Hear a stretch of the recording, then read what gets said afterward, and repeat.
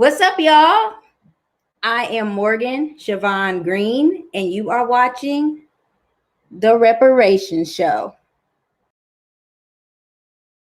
Don't want no spare change or handout. I see that everywhere I go. Want you to reach right in your conscience, baby, and give me everything I'm owed. I'm talking about them reparations, reparations. Oh, honey, give me all my money, money. Reparations, reparations. Give me everything you owe. Reparations. Reparations for all them years of frustrations. This is the freaking Reparations Show.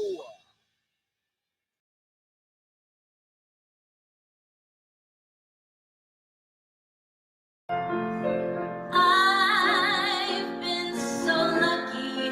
I am the girl with golden hair. Hail to the no. I want to sing it out for everybody. I'm singing. I got that good beat. Time on this? A dime? Yeah, Really? a dime. Somebody, put your pants on for them. Wear those pants. Hush, my darling, don't you cry. Sing it slow.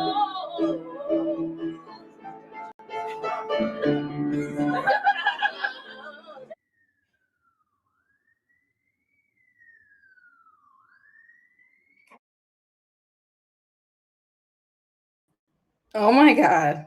There's clearly everything right with me. I was going to say everything's wrong with me, but everything is right. And I am so happy and honored to be the host of the show this Friday evening in the wonderful city of Brooklyn in New York. And it's warm outside, and I hope it doesn't snow tomorrow because I just packed all my winter clothes away. I am hoping that all of you watching at home are feeling loved and rested and fed, and your cabinets are stocked with your favorite snacks. And I have been unpacking what does it mean to get reparations. For me, yes, it's coins, yes, it's money, yes, it's resources, but it's also my deserving of naps, saying no, telling people, ooh, my nails are not good, telling people to have a seat, protecting my energy. And the first two artists that I was so honored to be able to interview, Amara Brady and Andrea Ambam, really exemplify that. Amara, who you will realize I'm not exactly sure what made us become like really good friends, but it happened so organically. And Amara is just this amazing energy and spirit and has such high hopes for art, and you just watch them be the change that they say they want to see in the world, because a lot of people want the world to change, but they don't want to be the change they say they want the world to be. And that's a different message for this 4:00 service, and I'll put that in my pocketbook and save it. And then you have Andrea, who I realized I actually had never spoken with Andrea before, but we both had a similar experience competing in forensics in college. Andrea is a national champion in College Beach. I also was a national champion in College Beach. So we both have these similar experiences of being Black women in a competitive field, and then also coming into the industry where in speech, you're there to advocate. Every word you say is important. And sometimes as artists, we feel like what we're saying doesn't matter. We're saying other people's words, is watered down. And so how do we supplement our lives as artists, saying things that mean something to us, and then also paying our bills, but not waking up one day and not recognizing who we are? So like I said, I'm super excited for you to get to meet or get reacquainted with Amara Brady and Andrea Ambam in these next videos. Roll the tapes.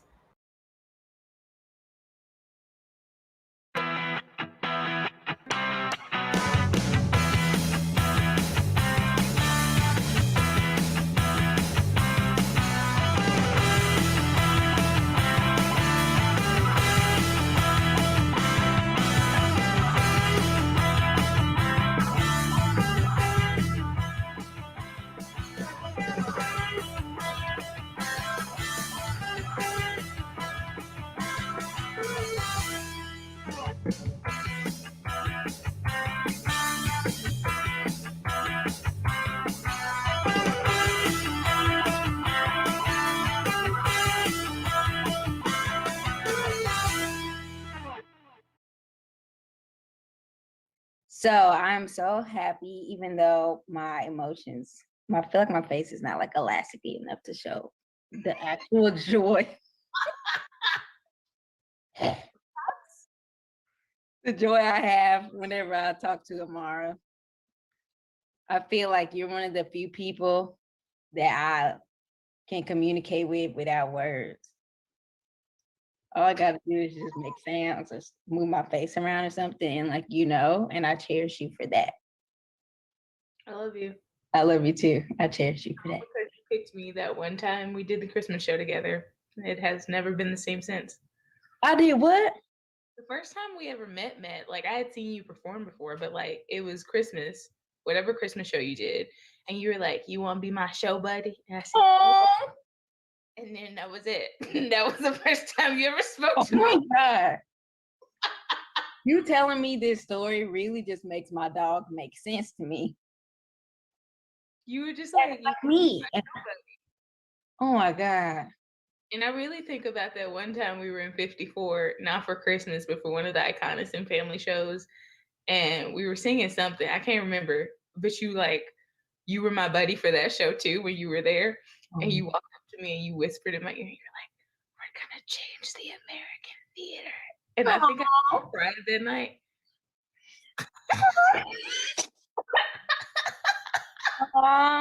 We got dreams and stuff.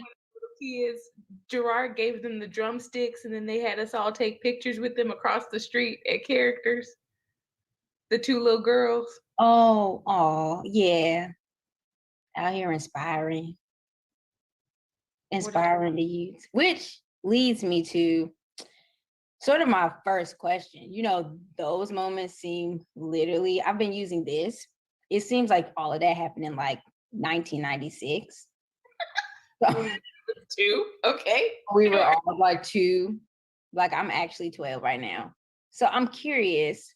Oh, I'm 5. You 5? But it's fine. I'm always 5. I've never moved on from 5. Listen, my bills do not reflect being 5. And then you say things like that, and I become. All right. Okay, I'm a focus. I'm curious as to how have you been sustaining yourself or not sustaining yourself, like during this time, just as an artist, as a person, as a fellow like snack lover. How have you been sustaining yourself? I have been trying really hard to not allow the American theater to be the whole of my life anymore, which I think it really was before pandemic, where like all I did was go to theaters and go to work, and I worked at the theaters. So that was all I did. Like I was like, what do you mean other life? What do you mean will I go to a club with you? The answer is no. The only parties I attend are opening night parties and closing night parties. That's all I do. And so I think that because I didn't have the ability to do the things that I was used to, I had to find new things to fill my life with and fuel my spirit with. And that was really quite helpful for me. And I think in terms of being a snack lover, I found like the joy in cooking again, which I haven't done in a very long time. Like when I was young, I used to take a lot of culinary classes. Like I took them in high school and stuff like that, which was really fortuitous and really helped me learn how to like cook things. So by the time I had to move out of home, I wasn't like, oh shit, I only know how to make it. Like I actually knew how to cook. But I rarely had the time, and I rarely had like the money to do it. In college, you don't have time, and you also don't have money. You like, I'm about to go take this little $10 and go buy me some ramen and call it a fucking night because this is what I got. And so to finally be in a place, strangely enough for me, the pandemic put me in a place where I was like financially able to take care of myself in a way I had never been able to, which I think was really disturbing to me very early on because so many of my friends were like, yeah, I'm on unemployment now, and this is the first time I've made a living wage. And I was like, what have we been doing to ourselves? Yeah, this is wild. Yeah. I've enjoyed your pictures of food. I feel like I would always slide in like your DMs and be like, share. I mean, there was one moment where you used to. I don't remember what this was, but you were like, "If I pay you, will you meal prep for me?" And I was like, "I mean, I don't know that you want that, and I don't know that you have to pay me, but sure, I'll Yeah, meal prep for you." because it looks good. It looks flavorful. Flavor Most, somewhere. I had a whole period of time where I was like, not, you read white people's like recipes, and it's like salt to taste or season to taste, and it's like, no, just dump the shit in there and call it eat more. If you think that you've done enough, you have not. Pour more. And I've learned that, and it's been very useful to me. It look good. I'm grateful for it. Even if I can't make none of this stuff, I feel like I eat it through the phone, like through osmosis. I feel like I've tasted it. Most recently, I made some vegetable soup, and it was really good. Your whole face just told me how good it was. You went there. You was back. Roasted pears. Oh my god, roasted pears taste so good. And I roasted the pears and the carrots and the potatoes and broccoli and bell peppers, and then I like pureed or I boiled the carrots, potatoes, and pears in chicken broth and cognac, and then I pureed it so that it had a little bit more soupy texture, and then I added the broccoli and the bell pepper in on top. Just casually. You're just gonna casually tell me. That changed my life because for Christmas I was by myself and I was like, well, shit, I'm literally the only person in the house. What am I gonna do? I'm not making ham or anything like that. And I decided that I was going to like do something that made me happy because I felt really sad because I was alone. And so I made coco bond for the first time, and that shit will change you. It's basically like a baked chicken dish that stews in red wine, cognac, and chicken broth, and it has bacon in it, and it's so delicious. Okay. And All of course, right. mac and cheese. And I think that was what I ate for dinner. That sounds right. That was my Christmas dinner. We're gonna talk more about this after I press the record. About this food now. That's I'm the thinking about my- snacks.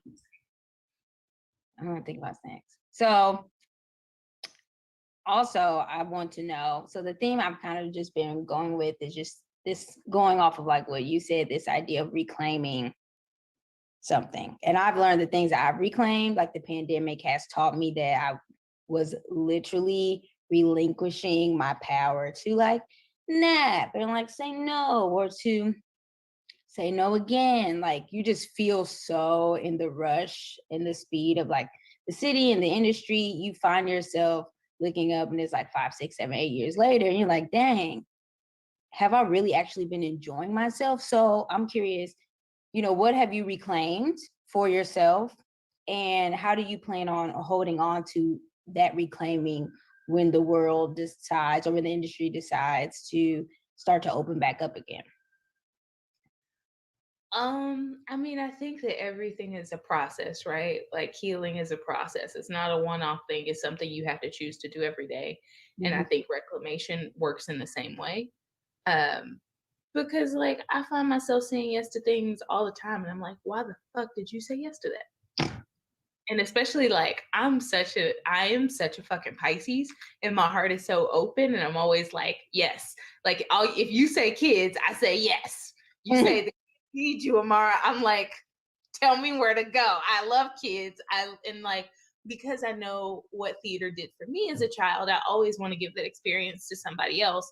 But like there are a lot of institutions who can't afford to pay you right now. There are a lot of institutions who like don't necessarily have the infrastructure or the administrative support to help you do these things right now. So then it gets to a place where it's like I have sacrificed myself and my sanity because I think I'm helping these children, but the toll it is taking on me is actually doing more damage than good to everybody involved in this process. Mhm. And so I've been learning a lot about what saying no looks like, especially after I've said yes.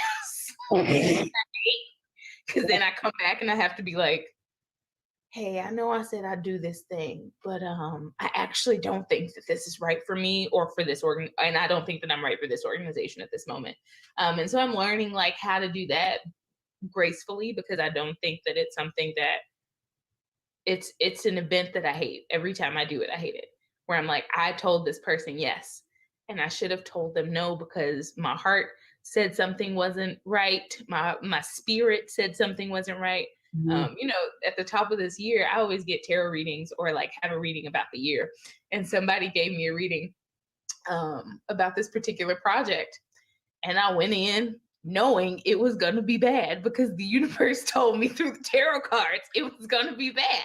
And I still did it. And like, they were like, you could do this, but it's going to be real stressful and it's going to drain you in ways that you don't anticipate. And I was like, I'm going to do it. I already said yes. I already wrote the people into doing it. I'm going to do it. And then I'm still in it. And it's bad. And I had to say no to other things because I decided that I was going to do this and I messed up. And it's not even about messing up, it's not about a right or wrong decision where life is concerned. It's about making the best decision at that time. Like I think things shift in response to the decisions that we make all the time. So that's fine. But I think that it's definitely learning how to gracefully say I made a mistake, which I don't allow myself, which I don't think many of us allow ourselves to do. Like I made a mistake feels like even saying it now, I'm like, I'm stressed. This stresses me out. Like I'm such a fucking perfectionist. And I was raised by Virgos. So it's like, you did what? You messed up. That's not a thing. We don't mess up. And I think like Black women especially, like we don't have the space to mess up. So it's like when you say I've done something, and then also I think being a Black woman and then saying that I would do something and then going back on my word feels blasphemous. It feels rude. It feels incongruous to who I claim to be as a person. And I have to stop looking at me saying I've made a mistake as the worst thing in the world. It can't be the worst thing in the world anymore. So I think that I've been learning how to treat myself with more grace a little bit, especially like treating myself with the grace that I give other people, which was not something that I afforded. Yes, that's important.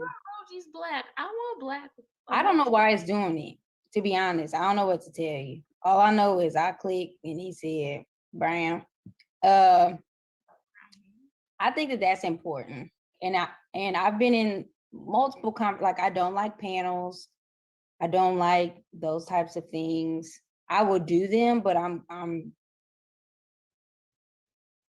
I feel what I've been telling a lot of students, especially just like everyone feels like there's this formula to success. And there is, like there are people with privileges, there are people, that have the yellow brick road laid all out for them. There are people who look a certain way, perform a certain way, and then some people don't look that way. But there's so many strange, inconsistent variables that go into like having success.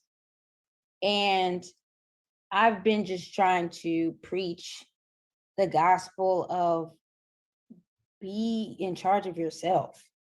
Mm-hmm. Like stop thinking that any institution is going to reform itself to protect you. It's not, because it's impossible to protect everybody. That's just the reality of it all.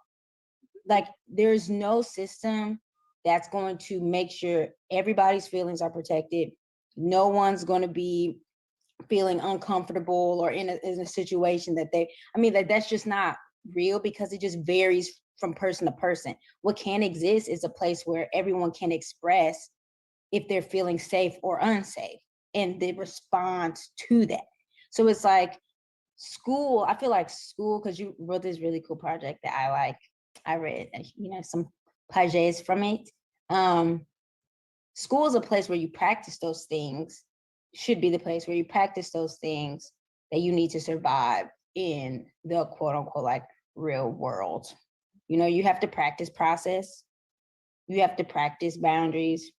You have to practice time management. You have to practice practicing. Like, I feel like most people have no idea how they learn. Like, they don't know like how they learn lines, how they approach a character, what they do in the room, the like fine line of like being prepared, but then having every single decision made that you're not you know what I mean? Like, it's just like this. School has also become this institution where it's just like, we do the play, we make the play, the people in the town come and pay for the play, and you leave and you're like, did I learn anything? Except to like hate myself or to love myself and then not see that there's space for myself to be successful. And I'm really kind of grateful for this time because I was also tired. In a sense that I felt like I was going from space to space and room to room. And I think a lot of people's intentions were good.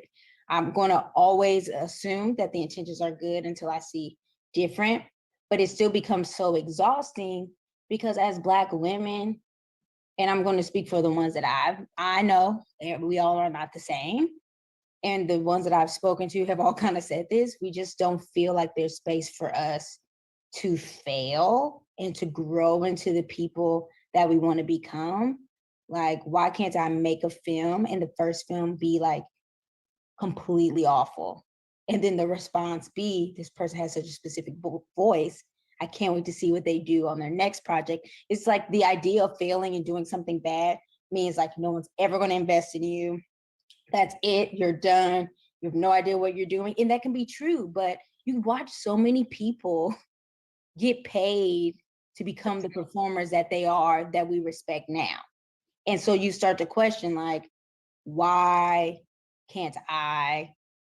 And we all usually know the reasons it's a complex answer. I think one, people with money don't want to give it, or people with money have their chosen, and the chosen is fine with staying the chosen. Like they don't want to, they usually like reach down and lift up for them, but then like all of a sudden they arms ain't working, to reach down. People who have already been, reached down are like, cut the ladder, ho, cut the ladder. Nobody else gets up after me. Fuck it. And you go, but somebody, like, that's one of the things that I've been realizing recently. I was watching some film and it was like, I can't remember that white woman's name, but she's like in all of the Netflix movies now, and I didn't realize that she was a child star. And I was like, oh, no wonder you're starring in like 5 Netflix movies this year. You've been doing this for almost as long as you've been alive.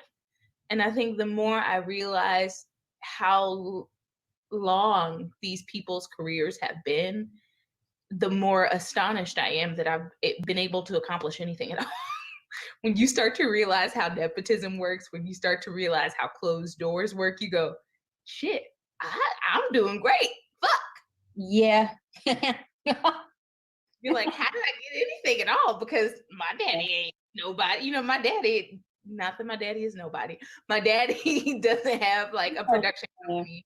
My daddy didn't, like finding out that Tony Goldwyn is the, what is it, MGM? He's the G in MGM. And you're like, nigga, you got money.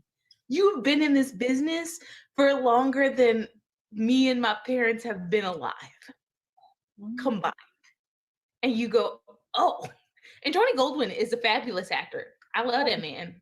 He could get it today from me if he wanted it. But what I'm saying is, hey Tony, what I'm saying is like this is a nepotism and like systemic issue. And I think that the thing that I've been taking away from this moment is being more open and honest about the fact that I believe that the American theater is an oppressive structure. And so because I actually believe that, like I always come back to the words of Assata Shakur, which is you cannot appeal to the morality of your oppressor. So like me trying to get, one of the 3 white families who own all of the theaters on Broadway to see how problematic it is to give space to specific shows, they're oppressors. How am I going to appeal to their morality? They don't have any.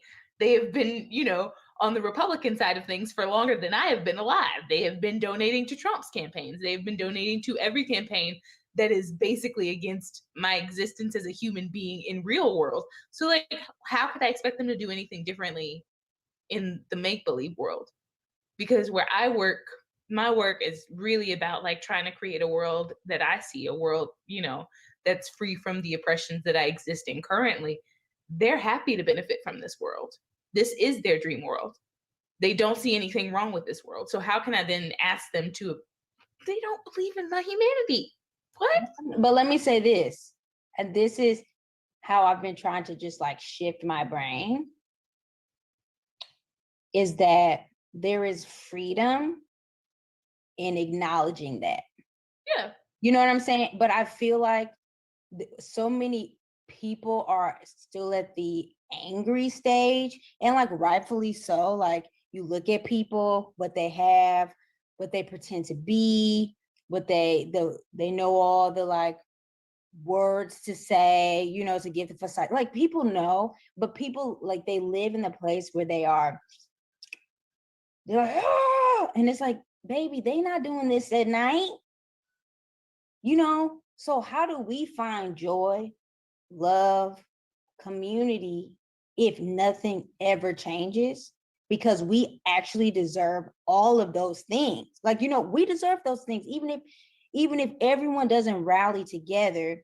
And I think that for me, the thing that I've noticed is that a lot of people put weight on a certain type of theater, and that theater it can be like this. And some people that are like us, you know, find their way in, and those are like the breath of fresh air. We're like, oh, okay, like we know them, like we know they're good people, you know, like we know that some good conversations are happening in whatever rooms that they're allowed to be in.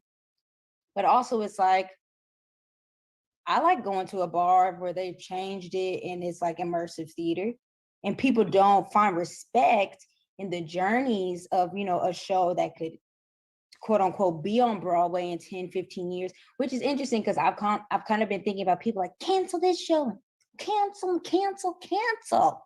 And I'm like, baby, they've been working on this show for 10 years. We wasn't even talking like this 10 years ago.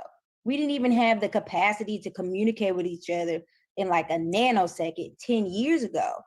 Theater takes years to make, years to get backers, years to be like, we should really be rallying behind whatever is about to get a lab when the theater opens up, because like that's the thing in 2, 3, 4 years. But people don't want to rally around new works. And it's interesting because we keep getting all these like emails saying like, this show's coming back to Broadway. This is our 10th show with the Black director, Black author.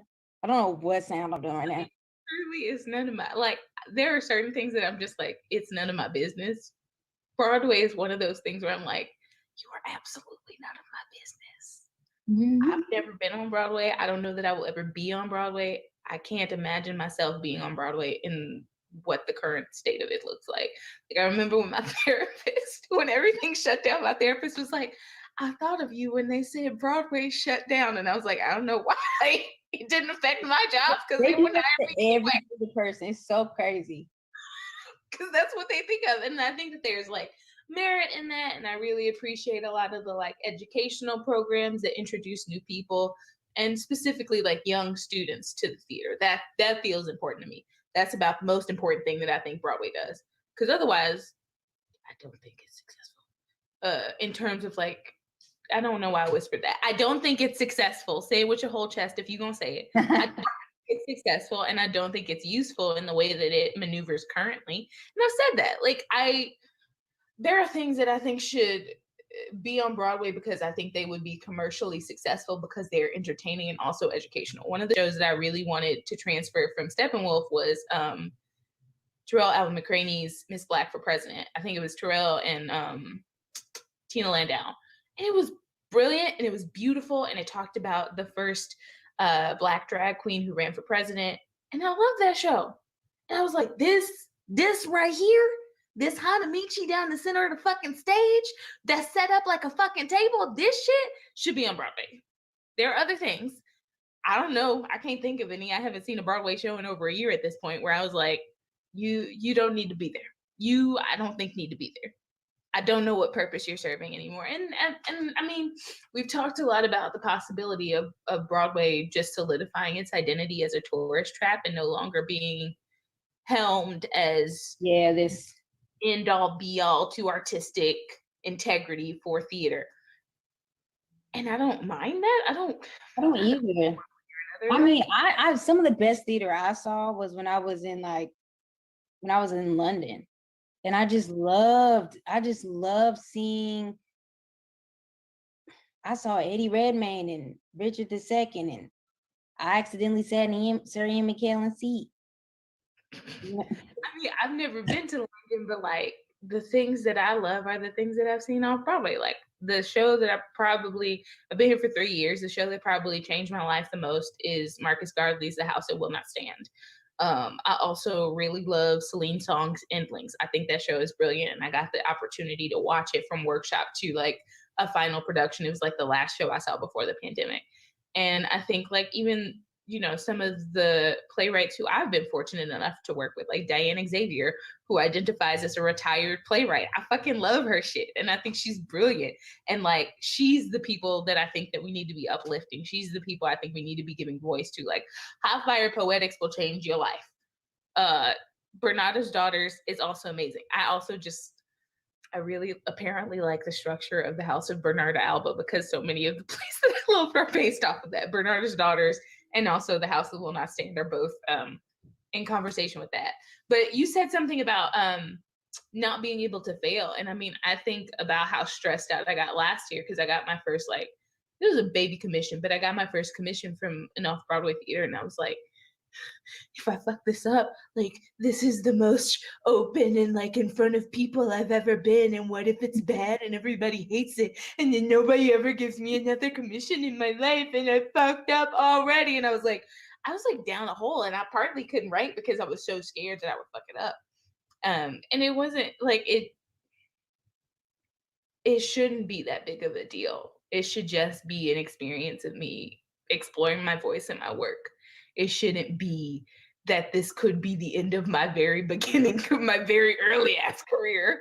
Because I was even now, I have another little commission from a major off-Broadway theater, and I'm stressed. I'm a little stressed about it because I'm like, if it's bad and a lot of people hear it, then they're going to decide that I am a bad artist, that my work is not worthy of support. And I've already struggled so fucking much to get any form of support behind me.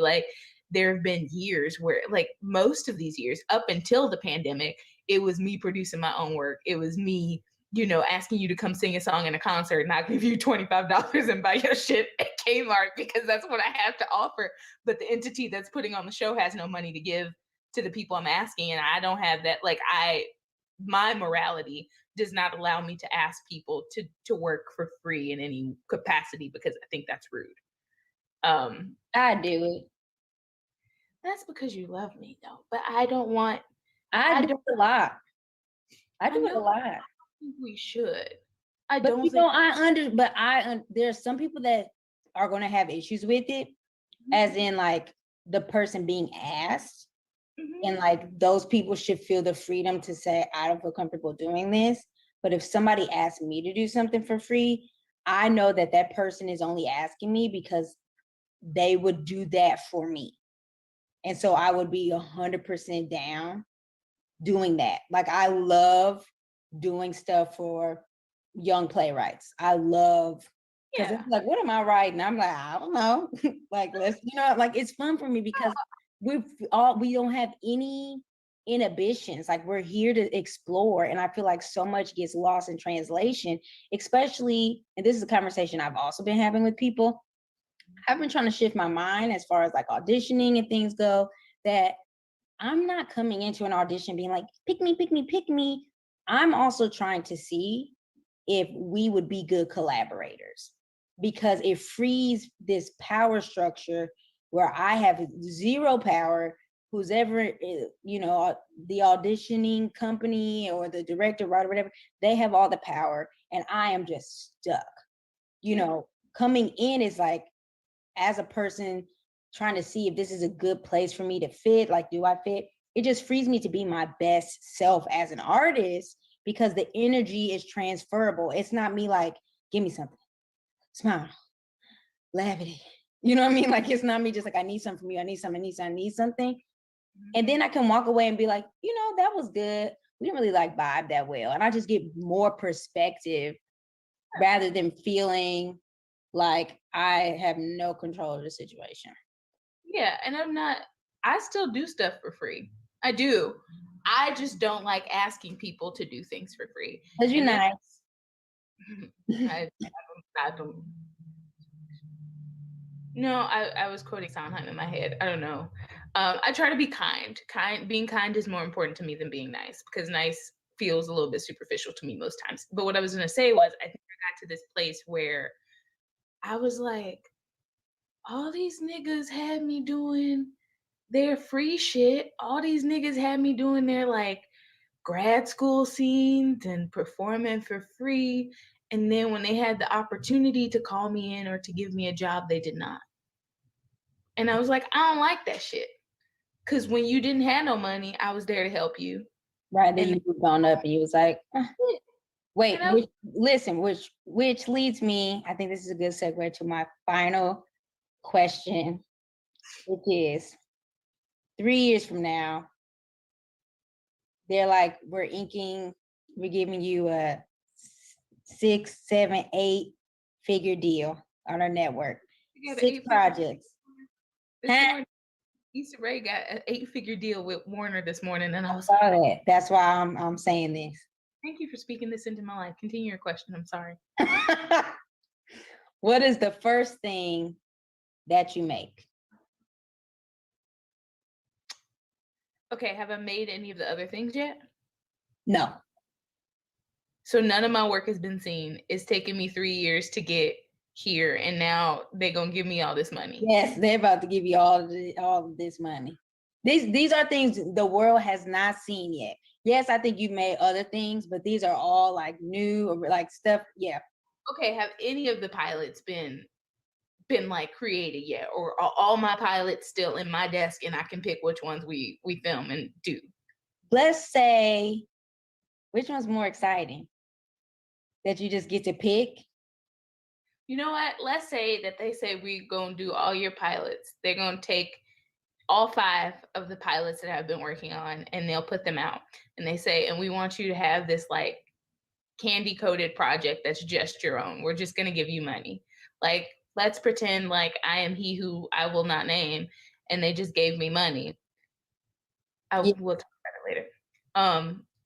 I would probably make the musical.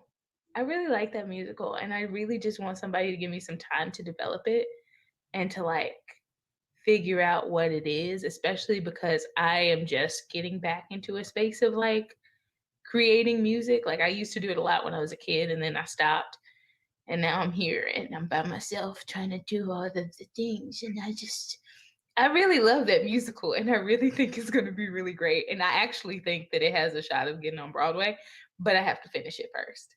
You have to finish it, George. There's nothing to say. Well, nothing that's not been said by you though, George. Happy birthday, Song. But yeah, I don't know. I mean, I guess I could tell the people about this musical. Hi, people. I've been working on this musical called The Wickedness of Men, or Love Songs for the End of the World, for about a year and a half, maybe 2 now. It's about a queer Black woman who is chosen to carry the second coming of the Christ child and defies God and tells him no. And on the way, she falls in love with the angel Gabriel. Gabrielle. That's right. I always do that. I say it twice just because I haven't figured that out yet. God's like a looking white man. There's the 4 white women of the apocalypse. It's a fun time. Satanic nuns doing sexy dances. Come on, nuns. It was really because I was watching. Do you watch Good Omens? I really love Neil Gaiman. He's one of my favorite creators. He wrote this show called Good Omens, and he also is the creator of the show called American Gods. But in Good Omens, there are satanic nuns, and I was like, there are satanic nuns, and I was like, what if there were satanic nuns doing sexy stripper dances and like hot nun costumes from Halloween? Like I want it. My gay ass. Anyway. Look, we all can't wait to see The Wickedness of Man songs Or what's or love in songs. It's a long title. Just say that I need to retitle it. I'll believe you. No. I was trying to see how my memory was, but my memory was bad just now. The Wickedness of Man or love songs for the end of the world. Yeah. See how we did that? I just was like really just blinking my eye. It didn't help. It made me feel like I was doing something. Well, Amara, thank you so much for joining. Ouch. Are you okay? I got choked up, literally. Thank you so much for joining me today. And I'm rooting for you. And I'm so excited to see what continues to unfold in your personal and your artistic life, because we need you. Me personal. I don't have one. I'm just kidding. I'm working on it. I love y'all. I love you.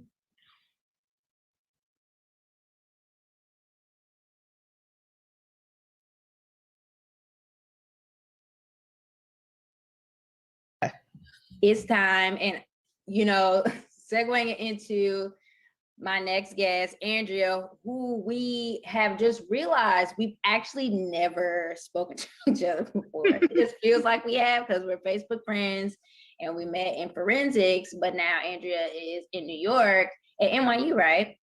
Yeah, well, I graduated from NYU in May of 2020. So pause. Wait a second. So you Yeah. done moved here. We never spoke in person, and you done wait. Pause. Let me put it. What?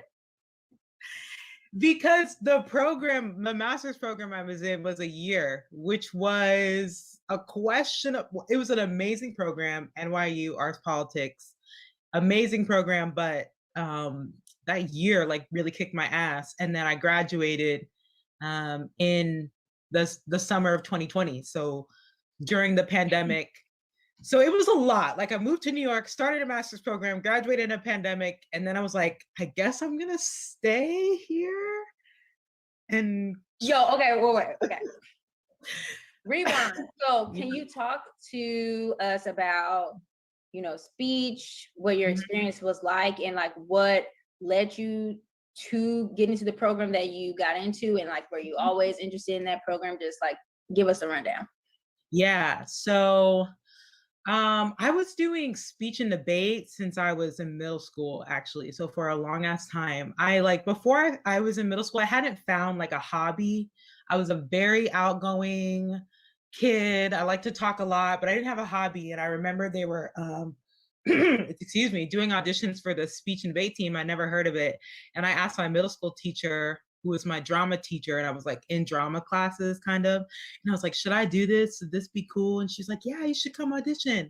So like, long story short, I started doing speech and debate in like 7th grade. And then I did it all the way through college. So until I was like, 21, 22. So it's a long time to like be involved in an activity. And it started off as just like loving to perform and loving to talk. And then obviously, like as I got older, I got more and more just like political and like radical in my thinking. And I ended up, by the time I was in college, I feel like I was really using speech and debate to kind of like experiment with my own thoughts and my own learning about like just like being political and having a political mindset and being an activist and what that meant. And then I also just was like having a really good time experimenting with formats. Mm-hmm. If anybody knows anything about speech and debate, is that it has like, there's a way you do things. And I think there are a few reasons where I had the privilege to like experiment with the way you do things. One, I went to a school that had done well, and I had the ability to like experiment and people think it's cool, right? Mm-hmm. Where some people can't do that. So I recognized that I had that privilege to kind of play around, and people were like, that's something different. But I like to think that I used the speech and debate world to kind of like find myself as a thinker, as a questioner, and to explore like art and performance art. And by the end of my senior year of college, when I was trying to figure out what I wanted to do, I was like, do I want to like go to acting school? Do I want to like continue like drama and theater? And I did, but I also just like was really appreciating the agency that I had found in the activity to like do my own stuff and interpret things my own way and write my own things and arguments. So I was like having a hard time with these two ideas of like I want to become a better actor and performer, but I also want to continue being like a questioner and a thinker and exploring new formats. So I was struggling with like what that means and where I should go.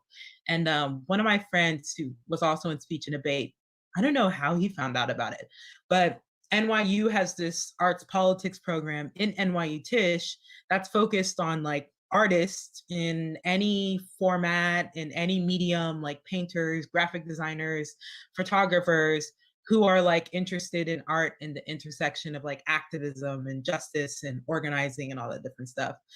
So I found out about it through him. I was like, it was really interesting.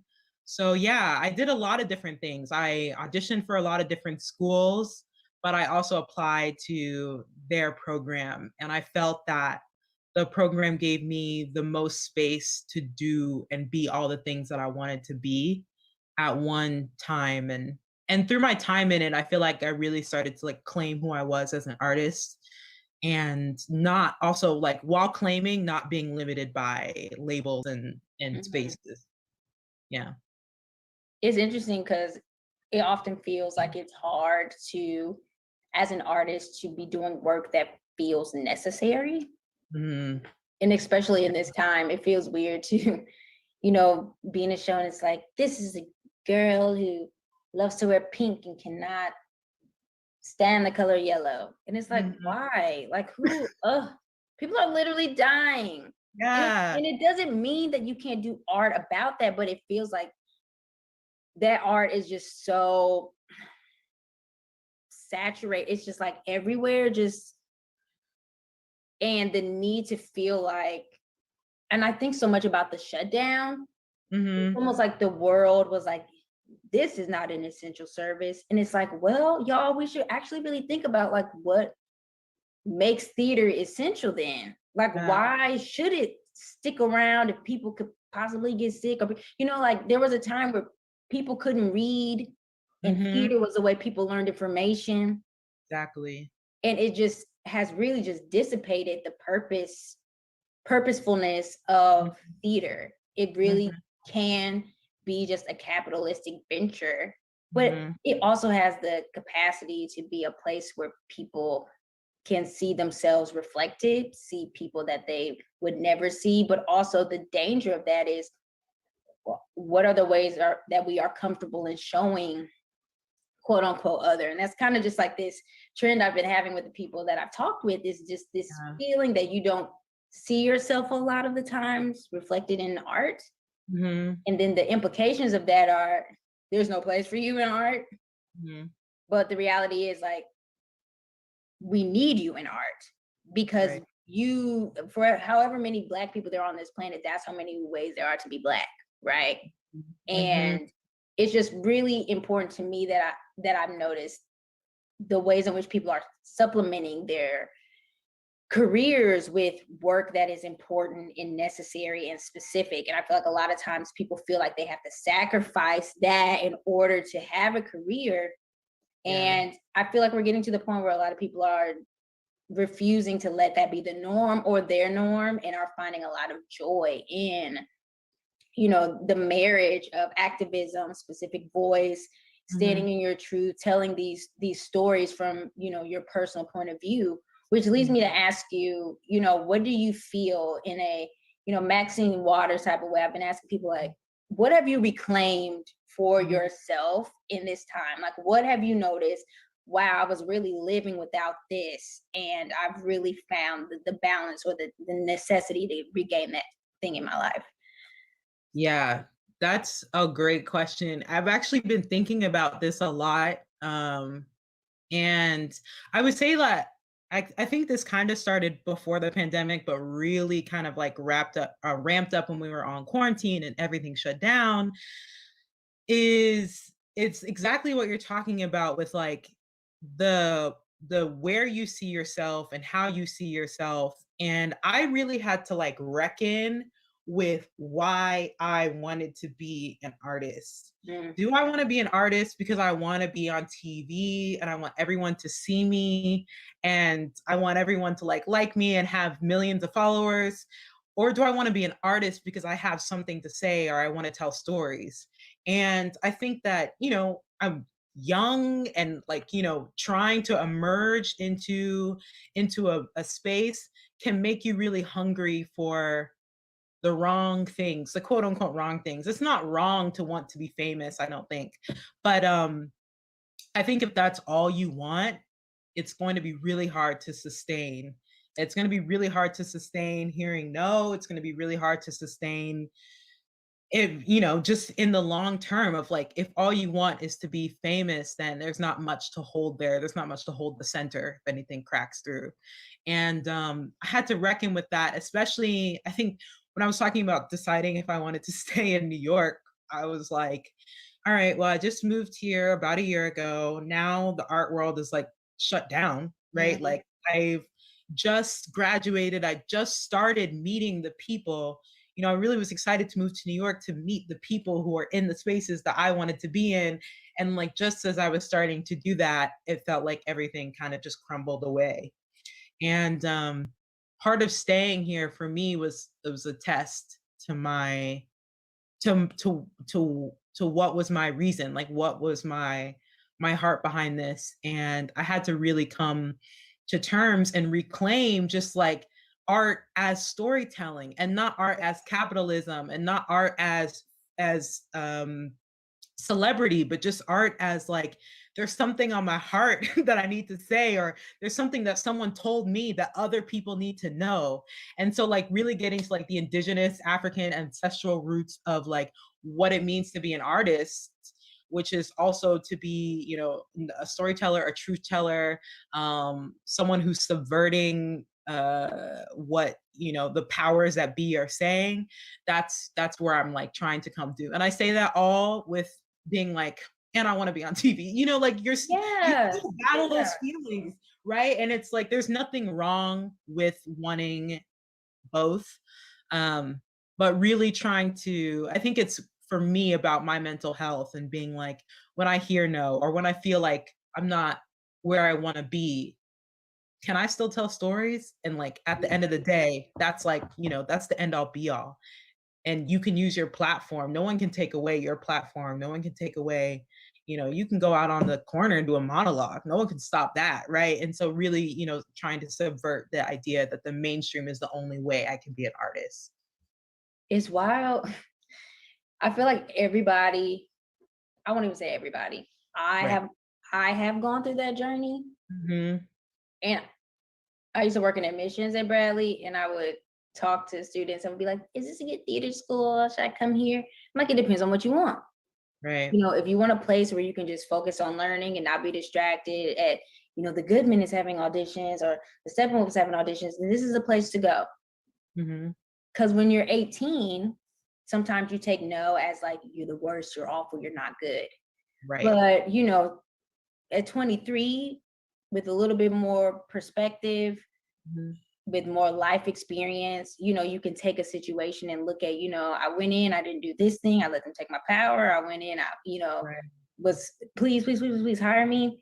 And I have tried to shift my thinking as a artist that when I'm auditioning, it's not so much a test of if I'm good enough. It is an opportunity to see if me and the people that are working on the project would be good collaborators.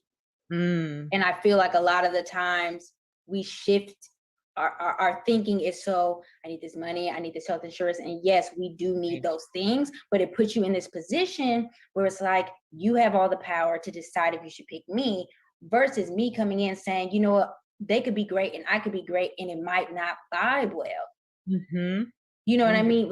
Releasing ourselves from this idea that it's all about just if I'm liked, but rather giving space for me to fully be myself in a room, show that I have a process, mess up a line or two, whatever, take direction, go back. That's the artistry. Yeah. In it is the process, is taking these words. And it happens more so when you're doing original works and world premieres, which that has been mostly my experience. And it's been such a liberating experience, because like that's the place where you have no idea what this thing looks like.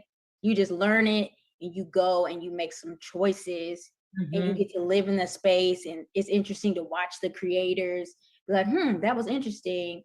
I wonder if, and then it just becomes literally about collaboration versus walking in an audition room and like literally building a fourth wall where it's like, I'm just gonna act like no one's there. That's not real. Like in a space, you have to feel like you deserve to be there. And sometimes I feel that imposter syndrome happens when you're trying to be someone else in a room that's not you.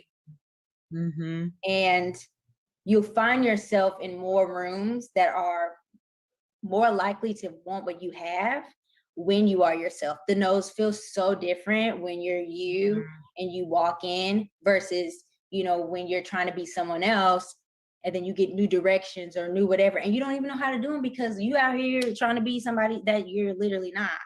Yeah. It's odd. And it's a thing that it's a process. I feel that I benefited from doing speech in that regard, because I was never in costume. I was me, Morgan, and I'm opening the page, and I am whoever the heck is on the page that I'm on. Then I turn and I'm, somebody else. Like, how that goes, like whatever, and it just is an invitation for you to be in the space rather than saying, hey, you need to leave the space. But it's like, I am becoming this person right now. And it actually makes the storytelling so much more important, because you're really looking from the lens of the storyteller. Like I like this line, but would they say that?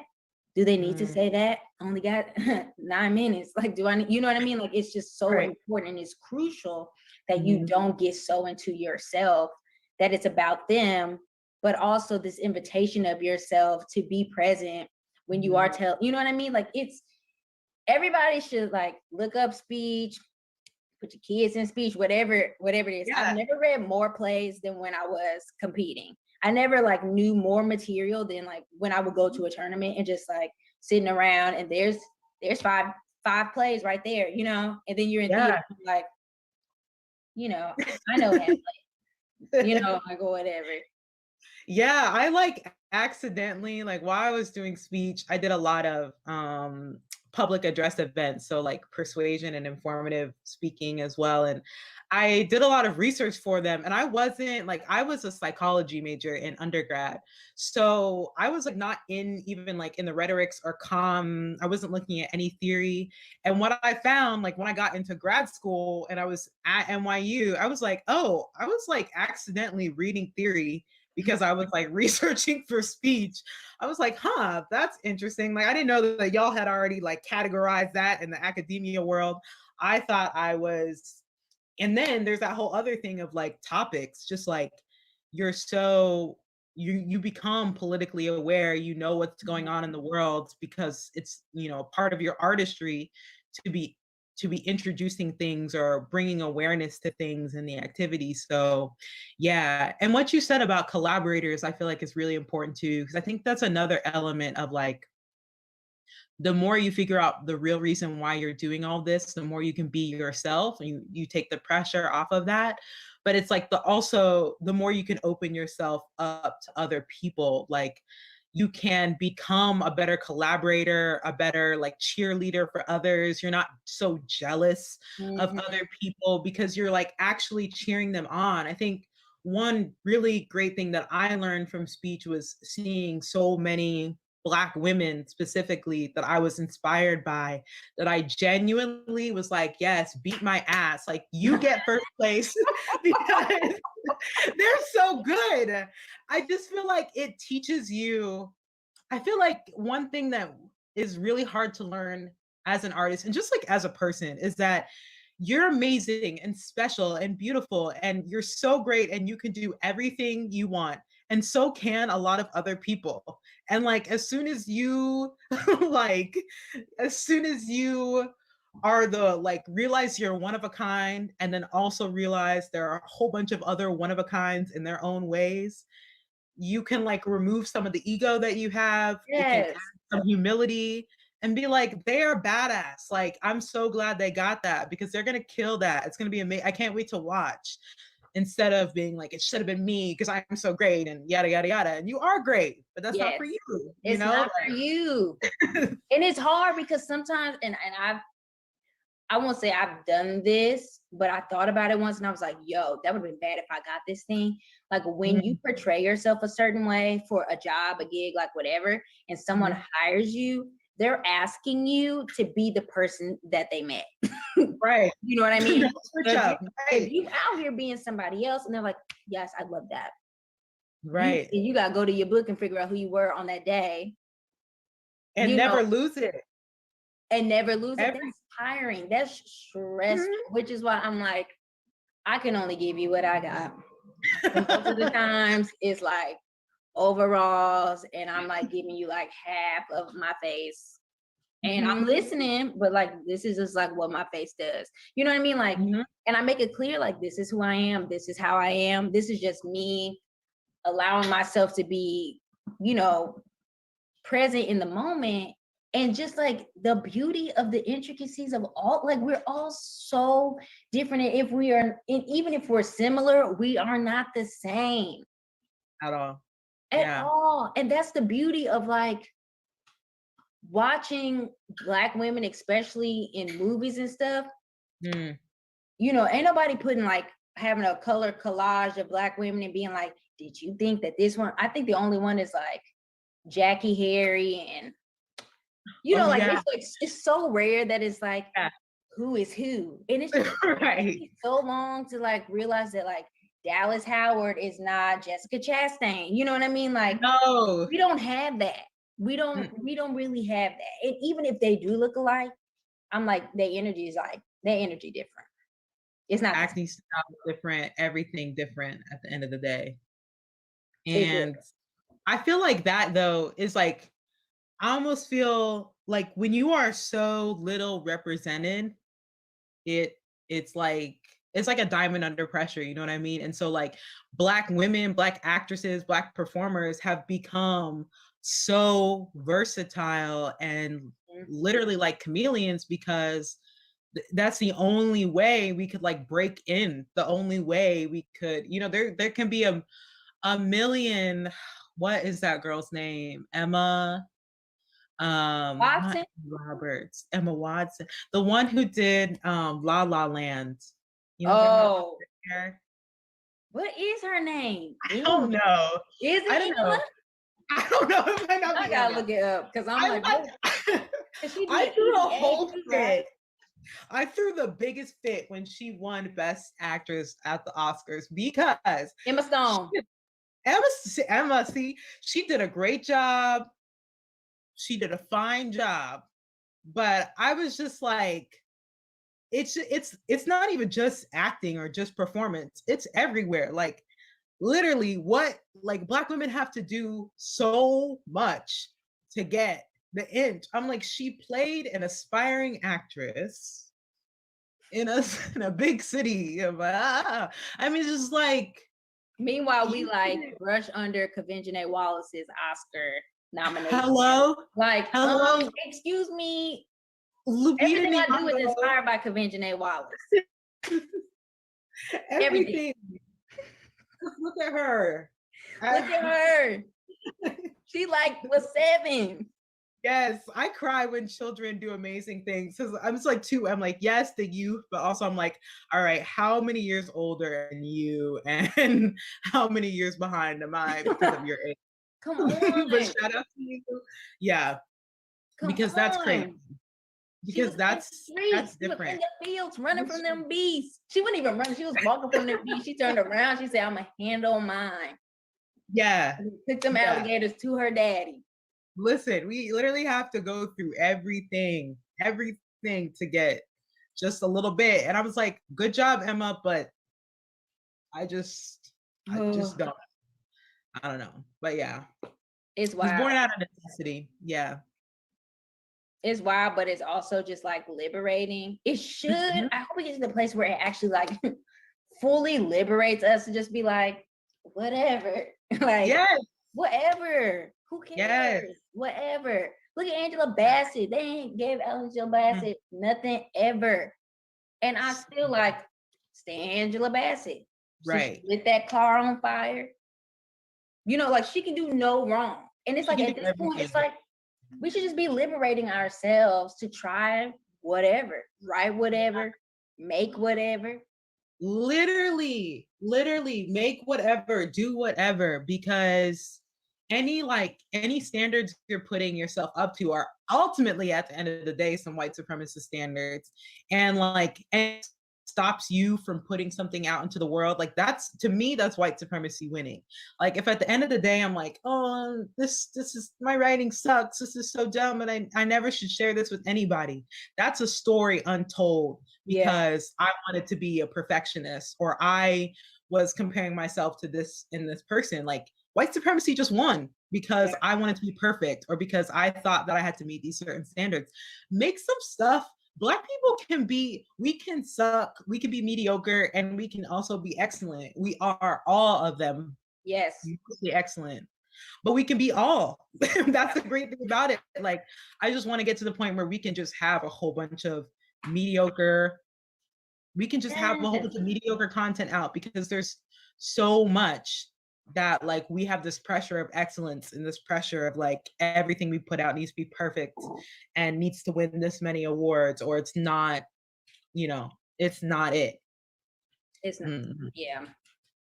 I hope, like I said, I really hope that we get to that place where we free ourselves from just these unattainable circumstances, like unattainable, like heights. It doesn't, everybody has a process. You can't be great if you don't start, and you can't get better if you don't try, and the idea of that we only get one shot at a thing, I don't believe that. Like you watch people's careers grow. You watch people do awful stuff where you're like, what are you doing? And it's like, oh, you were learning. Yes. And I feel like as an artist too, I feel like the journey a lot of the times is hidden. Like, or maybe I was just young, or we're just young and looking at it. But I remember like when I would see a celebrity, especially someone who felt like they had their big break, I'd be like, oh, that's going to be me. And it's just like, they just had it. Like one day it just happened to them. And then you find out like, oh, they've actually been doing this since they were like 12 years old. Like, like I've never met someone who's actually had like a big break in the sense that like they were not doing it at all before, and then suddenly it happened to them, or they hadn't had any opportunities. And I feel like one part that I've really been discovering also in quarantine is the journey of being an artist. And like I've been hearing so many, especially elders, talk about like the success they had and the success that they're just now having, and how long it took them to have quote unquote success.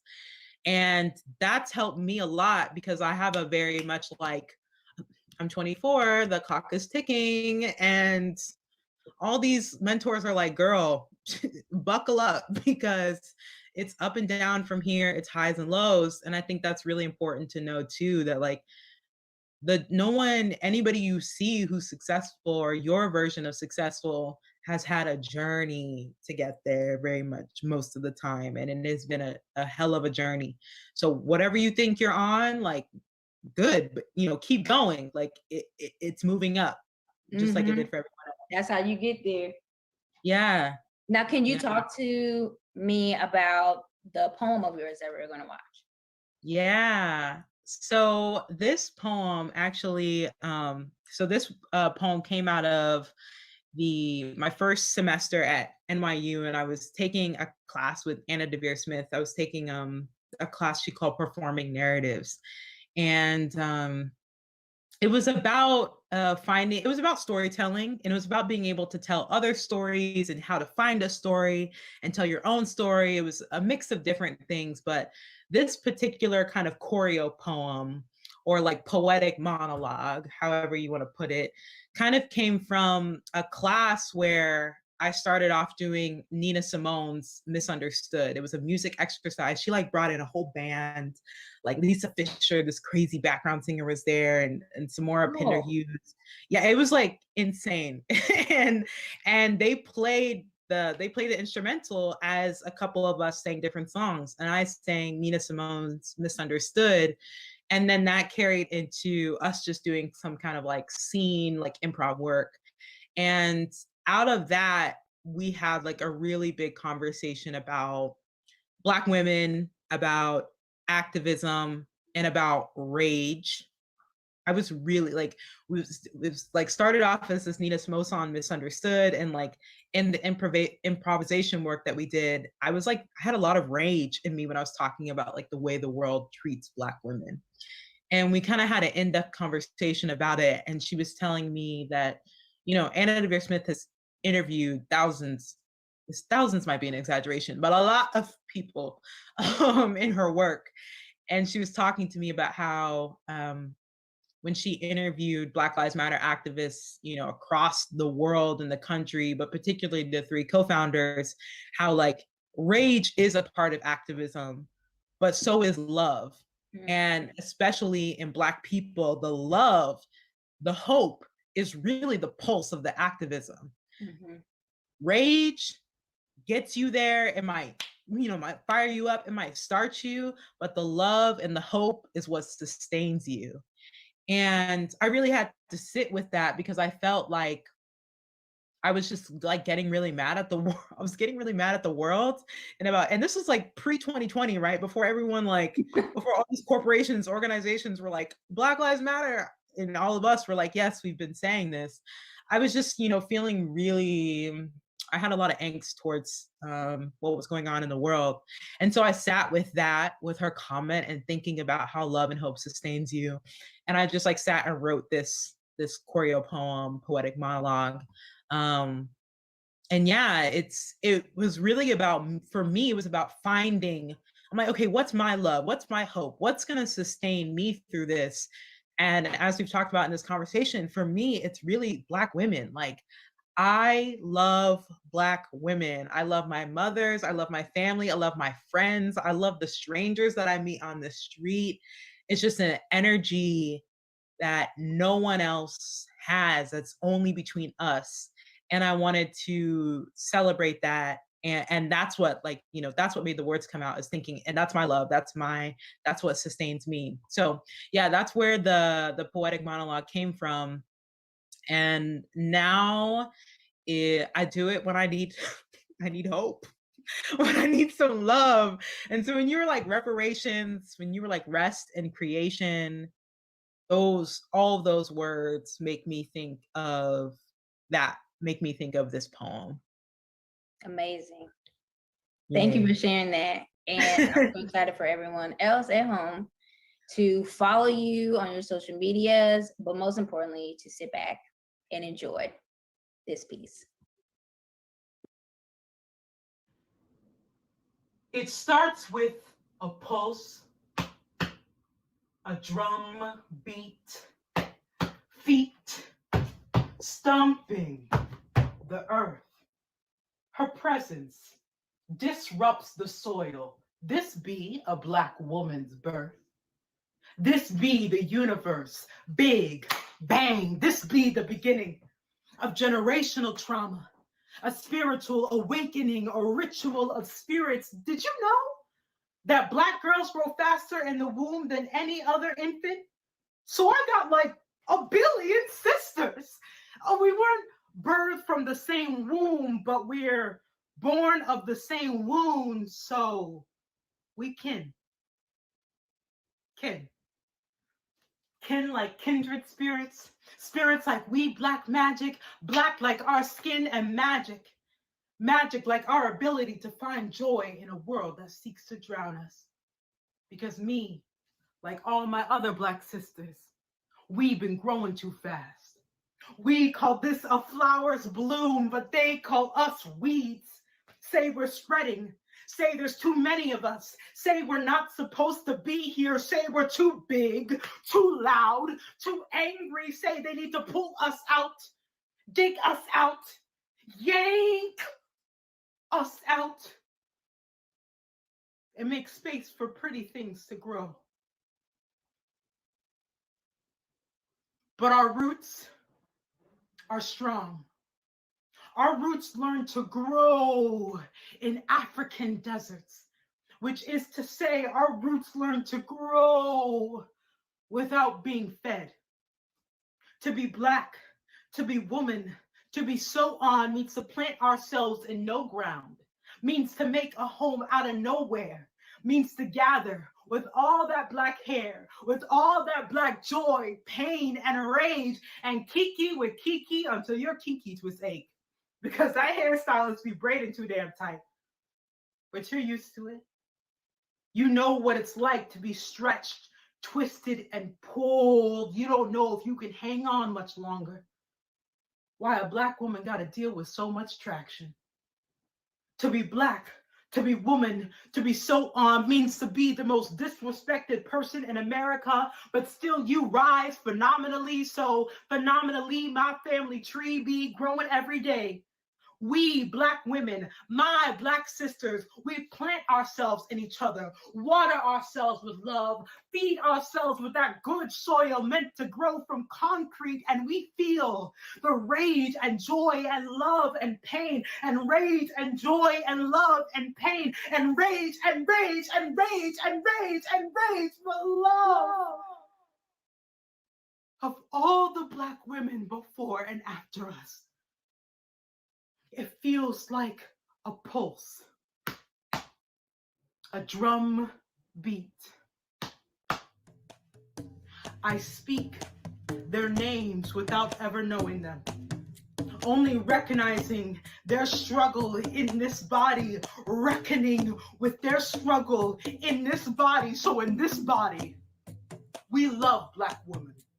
In this body, we be Black woman. We respect our elders, bow down to our creators, and we celebrate the speed at which ourselves multiply. We multiply. Dangerous and delicate flowers. We Black women, my Black sisters, us make a space out of no place, make a room out of no house, and we just be together.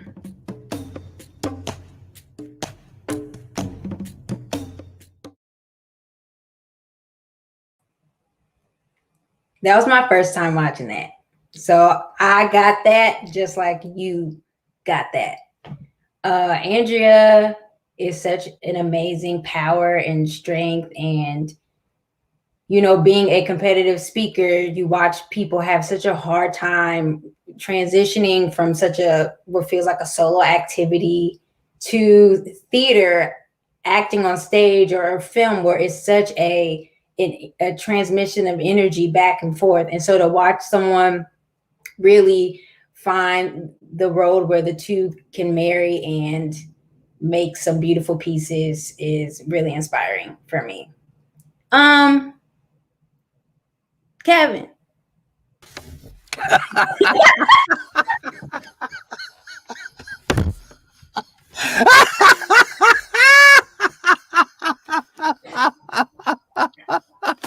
That was funny. I didn't do that.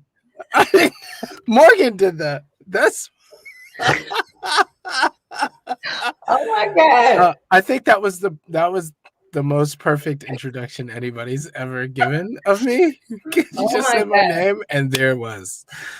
I wish, first of all, yes, we're twins. I recognize that. But I want to say that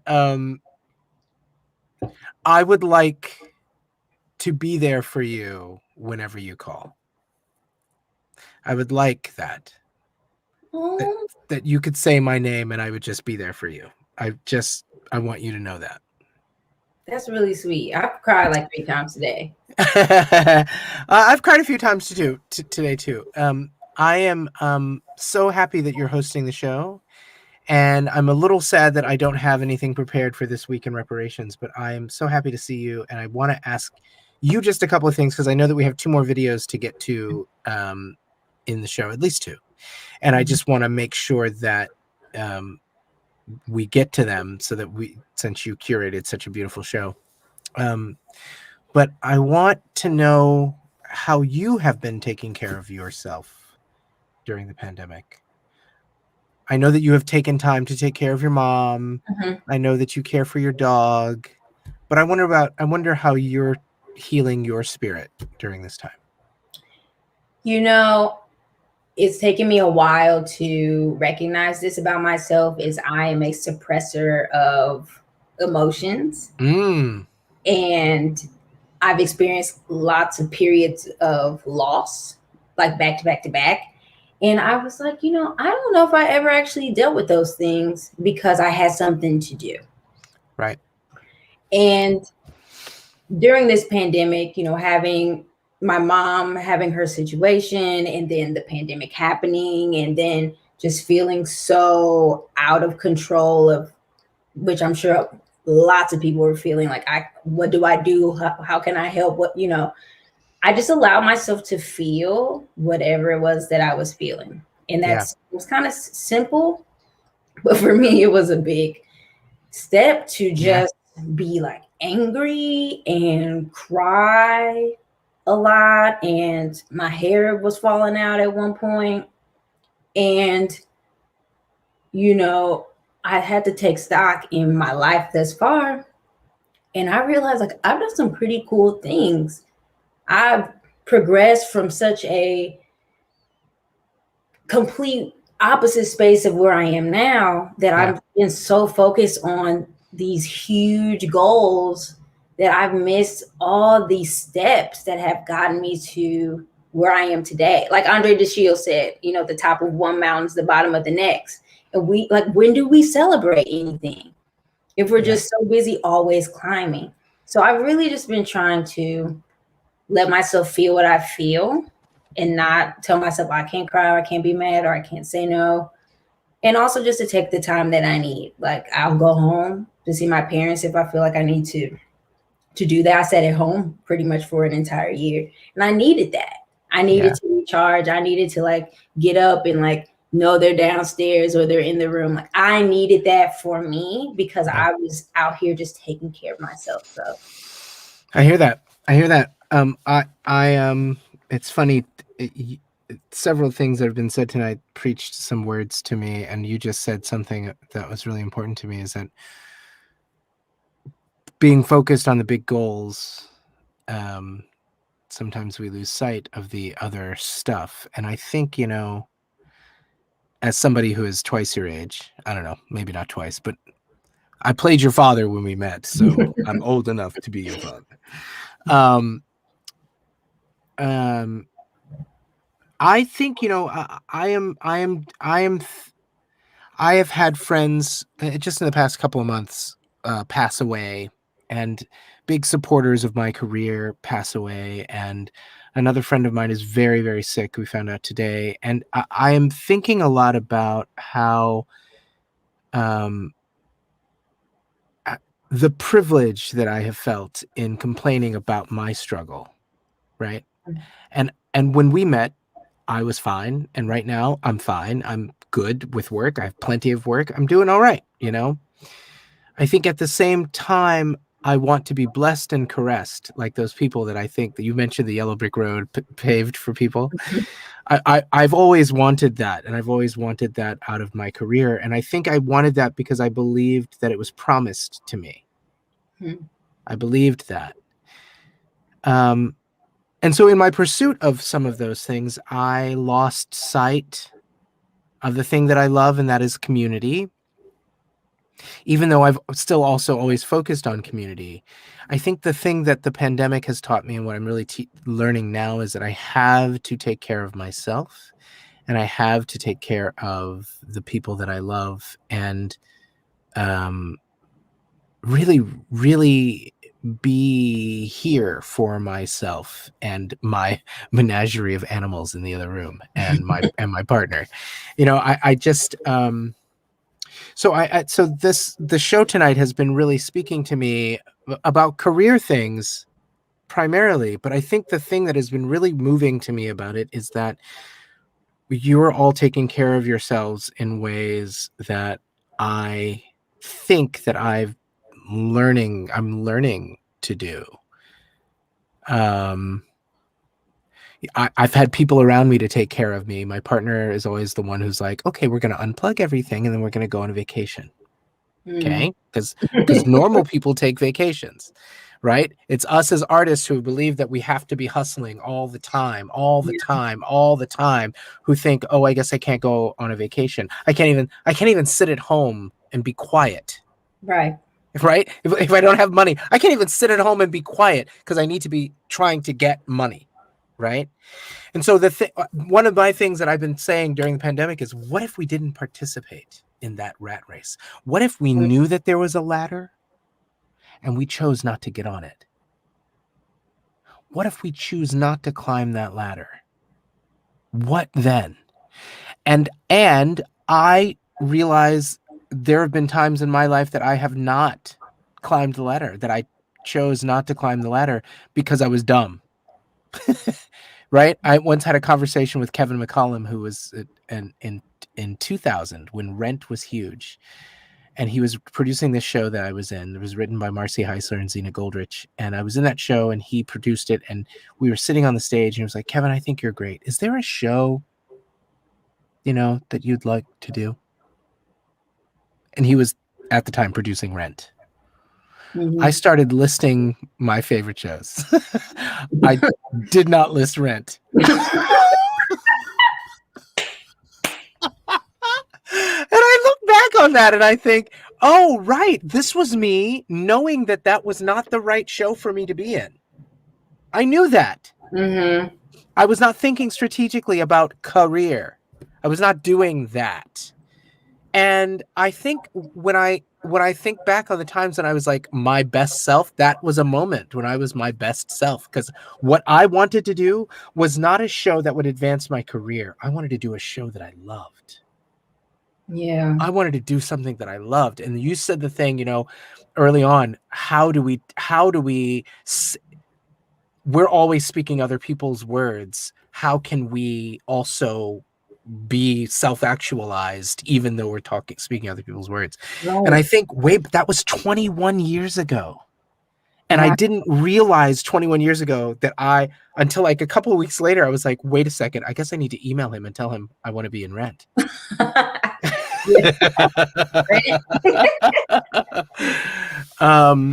So anyway, I love you and I'm so proud of you and I'm so happy that you are hosting the Reparations show. I love you. You're my first theater dad. Oh, I'm your only theater dad. You're my only theater dad. That's right. No matter who else is your dad, it's me.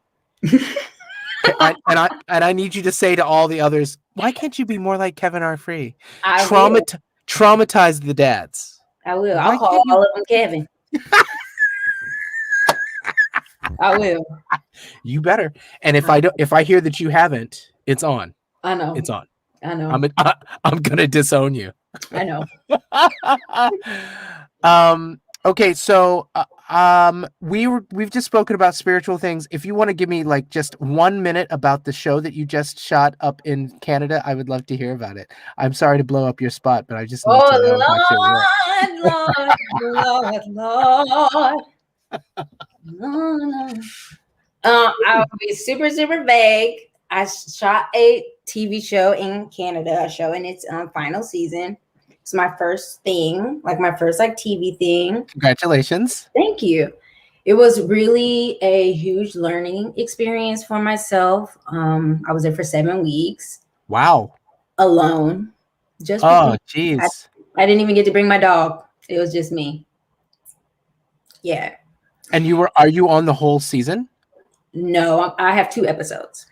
And you were there for 7 weeks? Well, they do quarantine like for real. I walked into a room and I did not walk out until 14 days later. Oh, and they kept leaving you food at the door? Yes. And then when I got out, it was okay. I just wanted to know about the food. The food was okay. Like I had to actually cook because I was trying not to use up my per diem, like trying to be fancy smancy. Right, And right, right. I went outside the final, like after the quarantine was over, and I was like itching and I had rashes and stuff. And I called my mom. I was like, I think I'm allergic to the outside here. She said, no, you have frostbite. And I said, oh. So I have to go to a dermatologist in a few days because me and something over there did not mix. I think maybe Okay. it was the water or something, but it was actually really, you said I was country. It was like really interesting to like interact with people like, bonjour, enchanté. And I'm like, yeah. You were in Quebec? You were in a French Montreal. Oh, Montreal. Ah. Yeah. See, I'm like Montreal. Me too. I just, I'm good with French. Don't try me with Spanish. Okay, well, I'm going to leave the room now, and I think that the only way that I can leave the room is if No, you don't leave. Don't leave. Because I'm just gonna introduce the next people. Oh, okay. All right, then I'll stay right here. I'm just Don't gonna stay leave here. me. Make me feel centered. You are centered. I'm kind of off. We love you off. We don't want you any other way, honey. We don't want you any other way. So you and I, because this is a perfect segue, you and I talking about, not climbing, certain ladders or, counting the cost of climbing the ladder. The next two people, Ellis Dawson and Sabia, are two prime examples of people that have their own visions, who have the heart of giving, which I feel like a lot of the people in the industry. And, I think that we are people that feel the weight of not necessarily being invited into a lot of spaces because we're like, hey, I'm here to give. Like my heart is flesh. I'm willing to pay the cost to be somebody truthfully every single night. And, sometimes people are not ready for that. No. And so when people aren't ready for that, the response is not to stop. The response is to go get some more people who are ready for that. Yeah. And Ellis and Sabia are two people who didn't let their hearts become hardened because of people's actions. They've gone and they've made their own art. So I'm really excited for everyone to meet Ellis Dawson, who has co-written this amazing new web series, and Sabia, who is a singing artist and an amazing talent on the stage. So roll the tapes. It's for my boys. 2020, it's been wild, okay? Like so many levels, but y'all make it so worth it, So this one is for y'all, my tribe. Oh my God. He is so corny. I told you every time.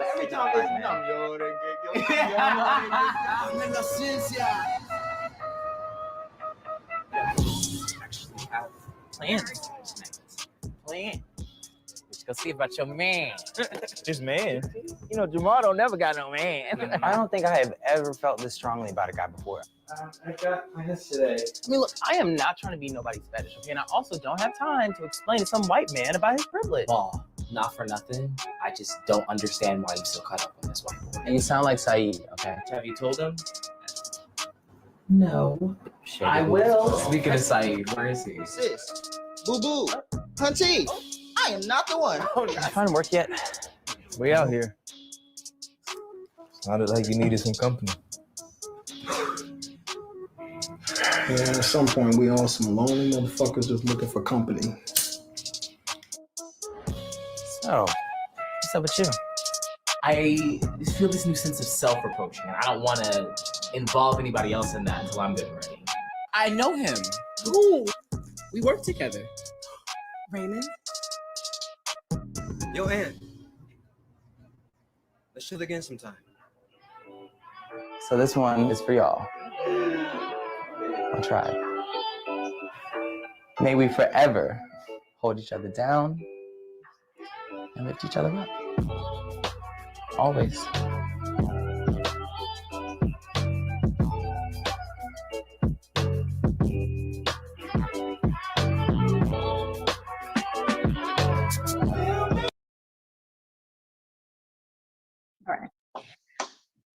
So I'm super excited to be able to talk with Ellis, who I was so honored to be in Moby Dick with at American Repertory Theater in 1993. It really was not in 93, but it feels like it was in 93. And just to see, I'm not even gonna say the artist that you become, because I feel like you've always been this artist. I just think that this time has really just dared us to have the audacity to do whatever we feel like doing, because like, who has the time to wait for approval? And just in this theme of just like reclaiming our insert word that we need to reclaim, just like our opportunities to not necessarily fail, but to explore and to get better at things and to try things that like, you know, it's our first time. Is it going to be perfect? No, but there's people out here making stuff and their stuff not good. So why can't I try? Why can't I do? Why can't I make and create? And so it's been so amazing. I literally binge. I'm not even gonna lie. I binge for the boys today. And I was really mad when episode 2 ended because I thought that there was not an episode 3. I was like, I'm not even kidding. I was like, wait, that's the end? And I was like, yeah, that's episode 3 at the end of this, because I need to know what happened. So I really want to hear about your journey with this show.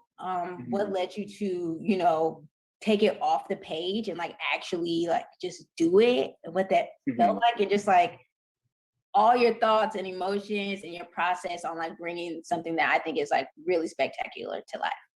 Thank you. You know, it started like 3 years ago, or maybe 2 years ago. Yeah, 2.5 years ago, I was driving home with my best friend.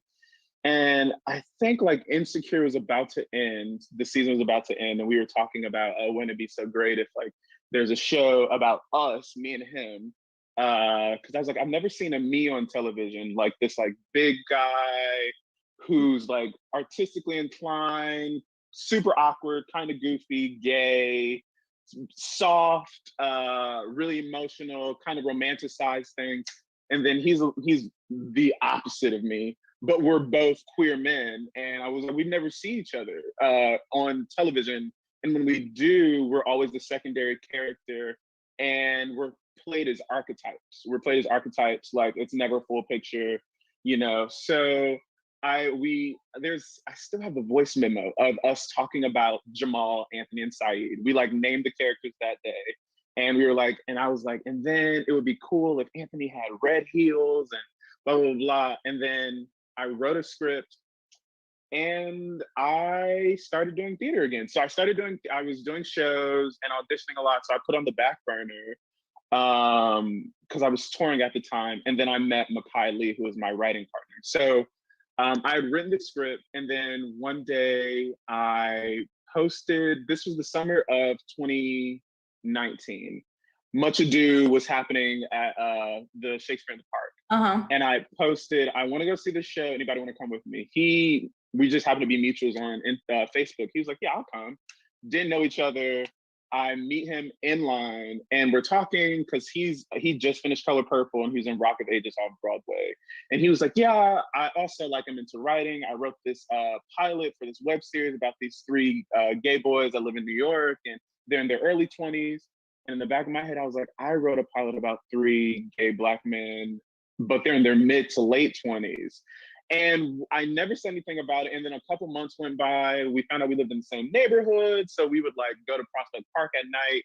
And one night I was like, this is crazy. But remember when you were talking about your script, I also wrote a script. I don't know how you feel about this, but would you read mine? And I would love to read yours. And we swapped, and it was crazy because all of our characters lined up in a way, like they all lined up. Our characters kept my names, but like there was a character that was just like Jamal and his. There's a character just like Anthony, and there's a character just like Saeed. And we read them, and he was like, "Can we do this together?" He was like, "I don't know how to do this. I'm an actor by trade. You're an actor by trade. I enjoy your writing. You enjoy mine. Let's try and do this." So we spent the better part of like 6 or 7 months prior to like the world shutting down, really working out these characters. We would like talk storylines all the way through, who they were, all this stuff. And it felt second nature because we're actors and we're used to like fleshing out, you know, we get a script and it's bare bones and then we have to make up the rest. Right. So like creating a story like that felt like second nature. And that was so much fun. Like he would get out of Rock of Ages at 11, or no, at like 10, and then get back to Brooklyn around 11. And we would write from like 11 to 6 o'clock in the morning. Wow. Like 3 days a week. 3 days a week, and would be cracking ourselves up. Like all of the story, like all of the things, was like, oh, this is gonna be hilarious, and blah, blah, blah, blah. And yeah, we just decided that we were gonna do it, and we were going to do it prior to COVID, and then COVID happened. Yep. And we were like, what do we do? We're both, I'm very impatient when it comes to like, I was like, I really want to do this. How can we make it happen? And we kept pushing it back, kept pushing it back. And we just found the right window of time where we were being so safe and so cautious, and everybody was getting tested, and we were wearing masks all the time. And I was so annoyed with the mask protocol, but it was worth it. Mm-hmm. But I think what I learned, to go back, I was touring with Aladdin for 2 years. And I think because I was a standby and I got into photography, I learned that I was putting myself in a box that I thought I was just a performer. I was like, oh, I don't have a brain. I don't have thoughts and feelings. Like everybody else tells me what to do. You know, you give me these characters, I'm gonna flesh them out. I'm gonna do exactly what you say. And then being on tour, they gave me a lot of freedom with the genie, and I got into photography. And I was like, oh, no, I'm an artist. I can do anything that I put my mind to. Even if it's not good at first, I'm gonna figure it out. And it doesn't have to be good, because I was doing it for me. For the Boys at first was for me, because I had never seen anyone like me, and I wanted to do it for me. So I think that's what got me out of the way of thinking if it was going to be good or bad, because I was like, I'm just trying to do this for me. Yeah. You know, I'm really hoping that you guys make a like Inception version of the show, where it's a show about you and your co-writer meeting and writing about the show. That's fierce. Like 2% of the cover. Come on. You know, everyone does this thing where they're like, who are you from like Friends, or I've never seen Friends, or Living Single. And I have to say, you know, Saeed, right? Mm-hmm. I have to think that like maybe I'm them. That sprayed the Lysol. I got detention for a week in elementary school for spraying a white person with Lysol. Wait, I feel very seen. You were saying that there were moments where you felt like there was no one like you, you know, in media, and it kind of becomes discouraging because it almost implicates that there's no room for you if you don't see you. And the thing that I like about the show, and the thing that I've been learning as an artist and just as a person, is the world needs me to be myself. And I know Andrew. I've known Andrew for a few years. So to be able to see Andrew shine and just like take up space, and then to also like align it that if you didn't give yourself the freedom to write yourself unapologetically, that who's to say that that space would be filled for and within Andrew? You know what I mean? It's just like the idea that like when we say yes to ourselves, we are also like giving somebody else a yes. Were you ever mad at Jamal, even though like Jamal was also a reflection of yourself to a degree? I'm very curious to like hear what you have to say.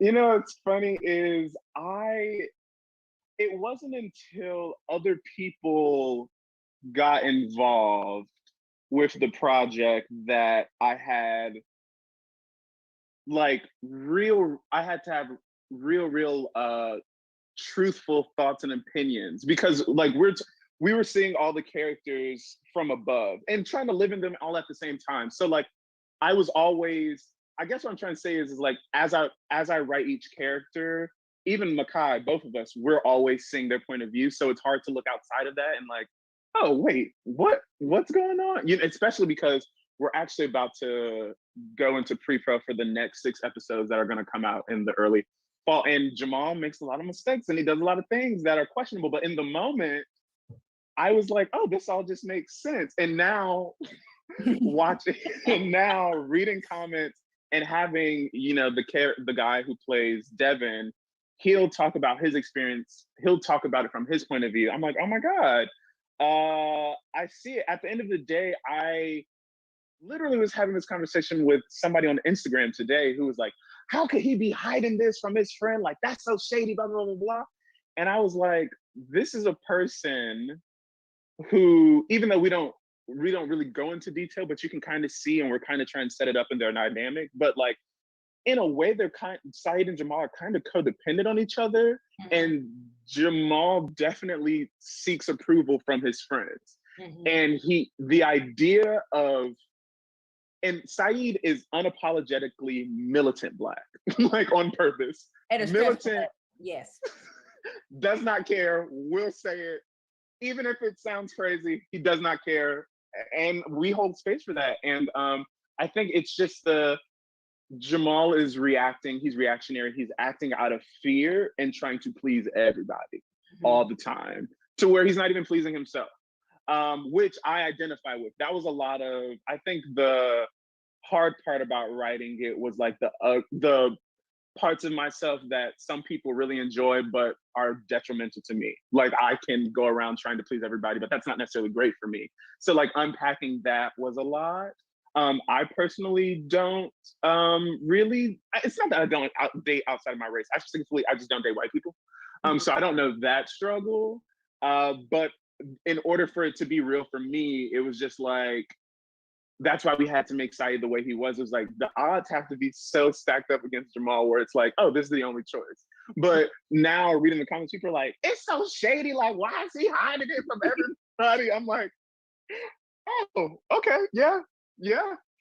He's realizing, and I think a part of it is what we're talking about is we always have this idea of what, you have an idea that you make up in your head of what love is going to be like, what it's going to look like, what it's going to feel like, you know, all these things. And then when you're confronted with it and it happens and it's not necessarily what you think, what do you do? How do you respond? And then you're seeing him trying to kind of play both sides of this fence, and eventually he's gonna have to make a decision. And whether it works out or it doesn't, you know, like, growth happens. Yeah. I appreciate the multi-complexities of these people, because like we see it all the time in different shows where you're like, why? I'm rewatching The Affair. I've only had the capacity to watch stuff like I've seen before. So like I watched Girls for the 6th time, and I like can't believe I'm saying this on a recording. I will not tell many people that I watched Girls. Actually, I think, I mean, Lena, she wrote a really, really well-crafted show. I hate all of those girls. But it's just the way that she wrote them where I was like, oh yeah, I hate them, but it's really well written. Yeah. Believe them. And then if you watch it again and you're like, this is a comedy. Like, oh, you enjoy yourself. I enjoy it. Yes. Like if you watch as a comedy, every time Lena Dunham runs, I'm like, you better act like you running. You better act like you running, Lena. Like Marnie, like I think it's so funny because the reality is as much as people don't like girls, it's like we all know every last one of them. We know them. And sometimes I'm gonna be like, sometimes I be acting really Hannah Horvathy. You know what I'm saying? Like sometimes I do. Sometimes I'm like, stop it. Don't do that. Like I can feel it. I can feel it like rising up in me. And it's nice to watch girls and like put a name to like the inner white girl coming out of you. Because I mean, I think it's funny that it's called Girls, but like I really watch it for the boys. See what I did? Yes. Adam is so good. Adam Driver is so good in it. And the guy that plays Ray is really good in it. But I'm like, I'm looking forward to that, where it's like you can just call, like what you did, you just call your friends and you're like, yo, let's make something with HBO. Judd Apatow said yes. You know what I mean? Like, but we have to, which is again why I'm commending you, we have to practice our craft. And I've been talking to a lot of people in school, And school is the place where you practice your process, you practice advocacy, you practice training, you practice everything that you need to apply it, you know what I mean, in your daily practice as an artist. So, you know, you have to practice application. You know, you have to practice writing something, actually making yourself do it, which is like crazy. Like that's like the biggest step is, you know, you coming from a place of writing something, meeting with someone who also wrote something, and both of you having a humble enough spirit to be like, we can do this together, and then actually doing it. And it's interesting as like I try to wrap this up, because we could literally talk for like till 1997. It's interesting because there's a certain type of person, and especially a certain type of Black person, that is open to actual collaboration. There's a lot of people that feel like the world has to open up to what they want, how they want it. White people need to write them checks, and would never, ever, ever, ever, ever support somebody else who's actually just trying to do it on their own, would refuse to rally behind someone else's already more fully fledged out vision and support, knowing that like this one thing can turn into like two things, can turn into like four things. It's really interesting watching the type of Black person, type of artist that is willing and open enough to co-create because they love the art and not necessarily the possibility of visibility, if that makes sense. Like something becomes visible and known because the story is specific and the audience is yearning for it. You don't start backwards. You don't go like, what's going to be the hit? You know, it's like, who are these people? Why are they hearing this story? And do I have the right to be letting them speak, like through my words? And then you just do it. And then you have integrity in doing that. And then you let the people come. Yeah. The one thing I've learned, I've grown so much as a writer and so much as just like being able to, a storyteller, but I also have lost so much ego. There's no space for ego between Makai and myself. Like it took a while for us to find our groove, but I think at the end of the day, we just kept seeing our little selves and being like, we're doing this for our little selves. Like this is something that we know our teenage selves would have loved to sneak on YouTube and watch, feel real grown and be like, I'm watching this show, you know, I'm watching this show, blah, blah, blah, blah. But yeah, I think that was the biggest part is like, we checked our egos at the door every time. We literally had a writing meeting last night where we were doing cuts and all this stuff and getting things together for this read through on Wednesday, which I'm so excited about. But yeah, we just check our egos at the door and we realize we're doing it for the larger picture. It's like, we're doing it. We always say, and that's kind of how the title came out. He read a quote about, it's the quote at the beginning of episode 1. This is for the boys, blah, blah, blah, blah. And we were also listening to Chloe and Halle and their song Baby Girl. They're like, do it for the girls. And we were like, and I was like, do it for the boys. And we were like, boys, for the boys. We're doing it for the boys. So we always remind ourselves we're doing it for the boys. And through that, because we are so specific, with what we're saying and we're trying to be as honest as possible, it becomes universal. And it's not just for the boys, it's for everybody. Like my favorite thing is when like you see like a Black woman on Twitter, even white women on Twitter being like, I feel so seen watching this show. I really, you know, and it was so funny because when we first started writing, especially that first episode, I had to get out of the headspace that I was trying to please white people, because I was like, oh my God, what if people, when we first started writing it and we came up with the idea that this girl was gonna try and be this like, you know, like non-threatening Becky who like tries to be helpful, but is like obviously going about it the wrong way. I was like, oh, what if people think we're being too harsh, blah, blah, blah, blah, blah. But I just had to stop with that and know that it was coming from a place of like, this is something that we really deal with. This is something we really deal with. And for the right people, it's gonna hit the right way and nothing else matters.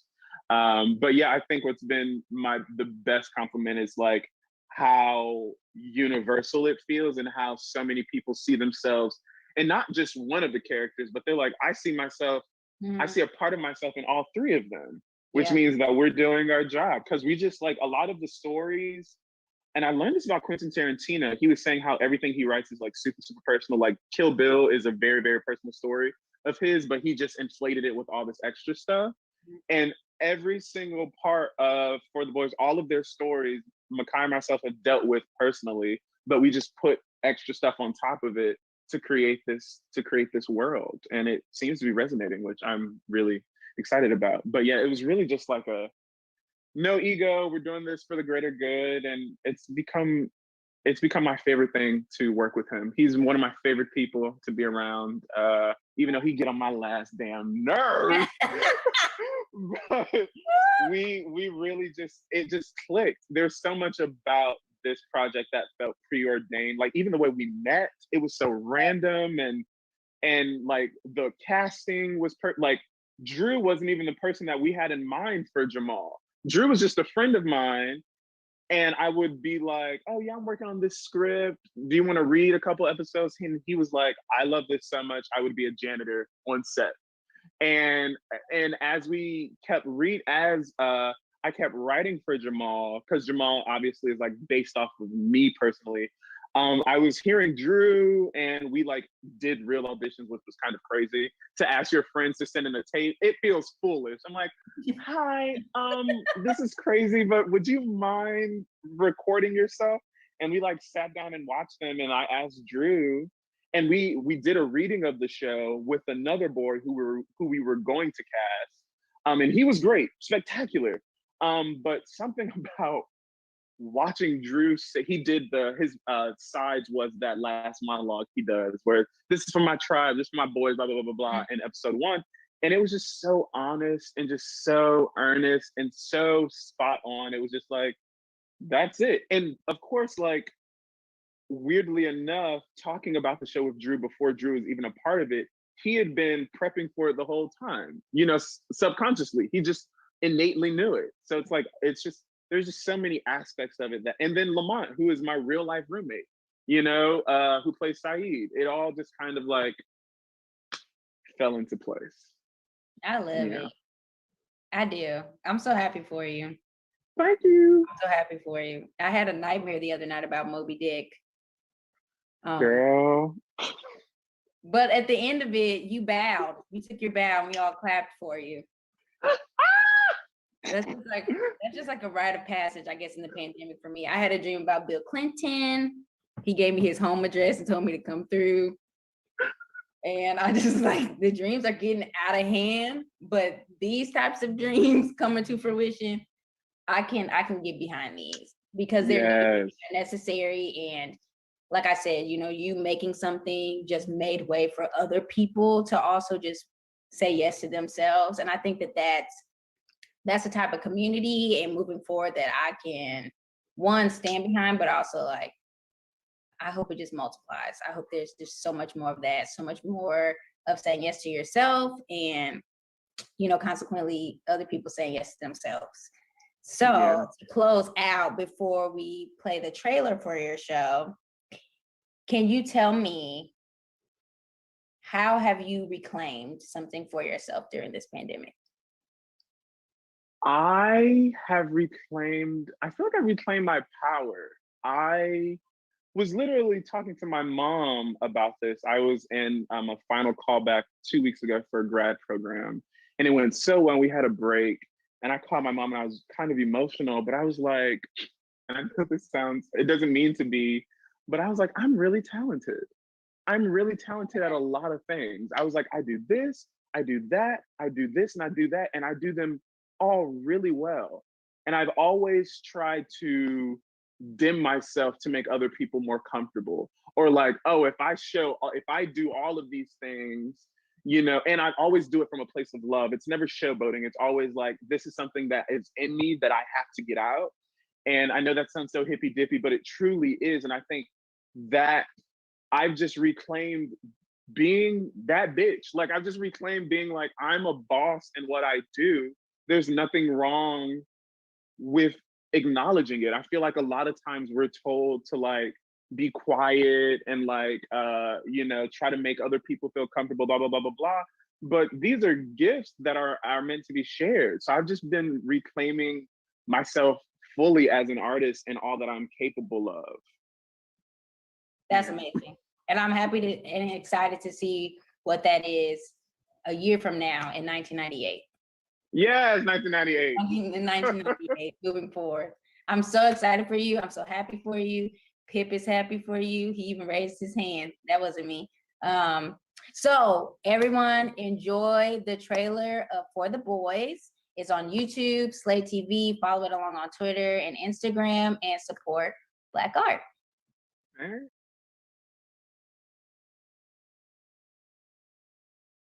So I am super excited and honored and very privileged today to be able to sit and talk with Sabia, who we have just realized we don't actually know how we know each other. But I'm glad that I know you. Likewise, sis. Likewise. We're glad that I know you. Yes. So I've kind of just been going with this theme of reclaiming. At least for me during this time, I've realized that I really wasn't taking enough naps, wasn't saying no enough, wasn't prioritizing myself enough. And as important as that is as a person, especially as an artist, if you don't have anything in you, how can you have anything to give? And I feel like, especially as Black women, we are always trying to go beyond our means. Even if exhaustion, we're we'll see how much I can do even though I'm exhausted, or even though I'm upset, let's see if I can get through this moment and then I'll cry or be mad about it later. And so I'm just really curious. I listen to Regrow all the time. Oh yeah. I love listening to it. It's like a bop, especially when the sun is out, on the street. You just sometimes I feel like screaming. I'll be yeah, I do. And I really love listening to that song. And just even talking about how we met, how we ran into each other at Pearl. I'm super interested in hearing how this pandemic period has treated you and just what you've learned about yourself and how that's impacted your art. Sure. Yeah. Despite how difficult, extremely difficult and isolating and lonely and scary and all of the things that this time has been, it's definitely brought me closer to my artistry. In the sense that, like you were saying, before the pandemic, I feel like we were all just running around all the time and, always on E, but stretching to cover all the bases and show up fully to all the commitments. And so, I was doing that, of course, doing auditions and stuff like that, but mostly I wasn't ready yet to focus on what it is that I want to create and what kind of stories I want to tell, how I tell them. And I don't know, I've always felt hesitant to create for myself. And I've always really admired folks like you who are just out and about and doing your career, but then also having readings for your own work and bringing the fam together just to work on your own pieces. I've always felt really out of touch with myself in that regard. But the pandemic has definitely, the time to be home and be paid to be home, has really afforded me just the opportunity to sit down with myself and write every day and fill my room with books, people that I love, authors that I love reading, and inspire myself. And so, I've always been working on music and theater at the same time. But the problem is that they're both expensive. Careers, they're very expensive. There's a lot of investing in oneself with no guarantee of a return, So, after Regrow, which I don't remember when I released that, 2018, 2017, something like that. After that, I've been recording music, but the costs to then release it have just always been on the back burner as I've been in acting class and paying for headshots and Yeah. So So that's a long-winded way of saying this time at home in my own space that forced me, no, there's no opening night to go to tonight. There's nobody holding this to go to. You can't distract yourself. Like, you have to figure out, how does art come from you alone? Like, I thrive in collaborative circles. I love working on other people's work.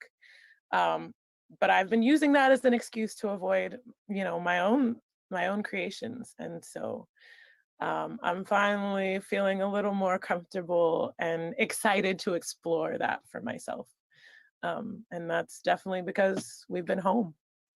That's exciting. I mean, like, it's like sad that, what's been going on in the world has been going on in the world, and that it has taken this moment for people to almost have to prioritize employees and people's bodies and mental health, because it could cost them money, having exposed them to possibly getting sick or not compensating them. I think a lot about the people that are like working in like McDonald's or Burger, and I think about them, I'm like, dang, y'all had to work through this whole thing. Insane. This whole thing. And these are the people that keep it going. Like, these are literally the people that make the world go around. And even just, and I'm curious to hear your answer for this. I have been really looking at, I heard someone, I think it was Michael R. Jackson, and we were talking once, and he said something about cosplaying. And have you ever felt that, like, who you are as an artist, creator, has not aligned with the type of work that you were getting? Like, did you ever feel like an identity crisis? Like, you were, like, I'm going in and I'm auditioning for this and I'm being like this to get this job or to try to get this job, and then I'm making my art, and it's just like these completely different worlds. Like, how have you felt in that regard, and how have you been coping or deciding, I'm not going to do that anymore? I'm interested. Yeah. That's such a great question. I feel like I talk about this a lot because I kind of entered into theater via musical theaters, like drama club. Like, I still call myself a drama club kid. Like, that's where it began and kind of the fuel for it all. So, I always, not always, but in the beginning of my like time in theater, I was like, yeah, I'm going to do musicals. And like, I don't know, I had this picture of myself in the industry that just did not come to fruition. Like, once I graduated and like, you start auditioning and you see yourself one way and casting sees you a totally different way. And it's like, okay, like, I guess. And so I kind of tried to run with that for a little while and like, okay, well, this is what I'm supposed to, and I think all of us, especially after graduating from college or any kind of like intensive theater program, you kind of start to like, okay, like build the box for your brand, right? Before you even have any kind of experience in like what moves you and who wants to work with you and what kind of roles like show you off the best. Like, so I definitely had that moment of being like, okay, wait, I'm not the golden age theater musical girl. Like, that's not my reaction for this. Can I clap there?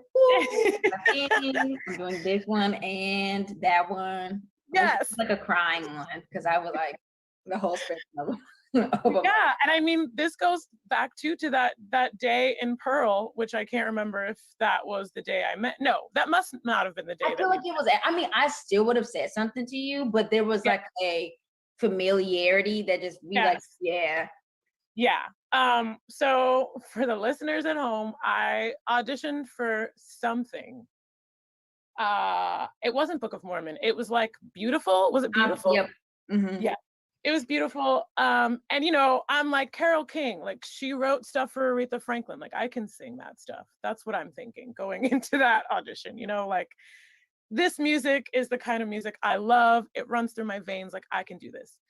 But the Broadway version of anything is just a completely different world, right? And then on top of that, like the train schedule was insane that day. I was super late to the audition, and it was like literally nothing I could have done would have gotten me there on time that day.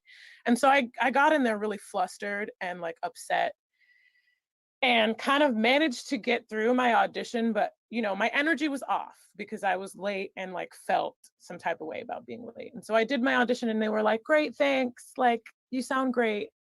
And so I knew that was going to happen with the way that my energy was. I wasn't ready, really. And you know, as I turned to walk out of the room, I was crying before I opened the door to come out. And you were standing there, and you were like, "Hey girl, you okay? Let's go get some Starbucks." And I was like, "Okay."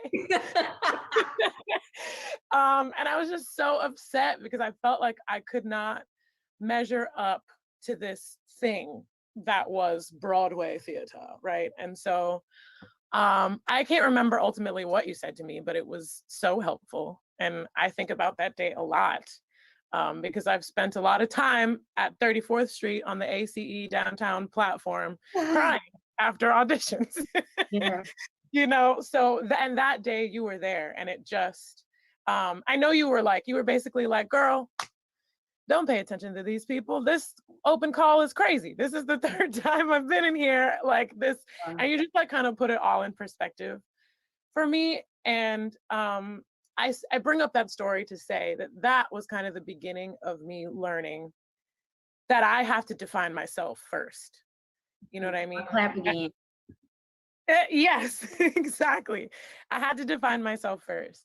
And you know, that's hard to do when as an actor you are looking for the roles, you know what I mean? Like it's not, you know, it's difficult sometimes if the roles aren't there to find you your perfect role. And so that's kind of what I was going through in the beginning. Then, you know, fast forward a couple years, I start to find my scene. You know, I went to Sarah Lawrence, where devised and experimental theater is the thing there. And so I do have training in devised and experimental work.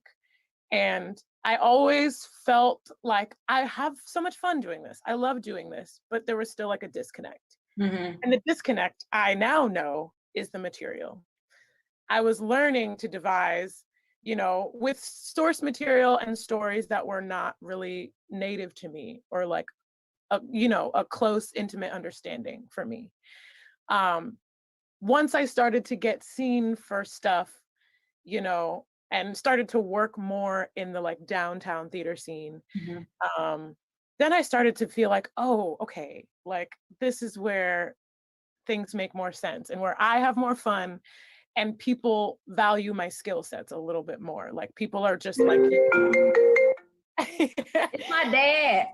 Of course, parents always call when you're doing something important. Oh my God.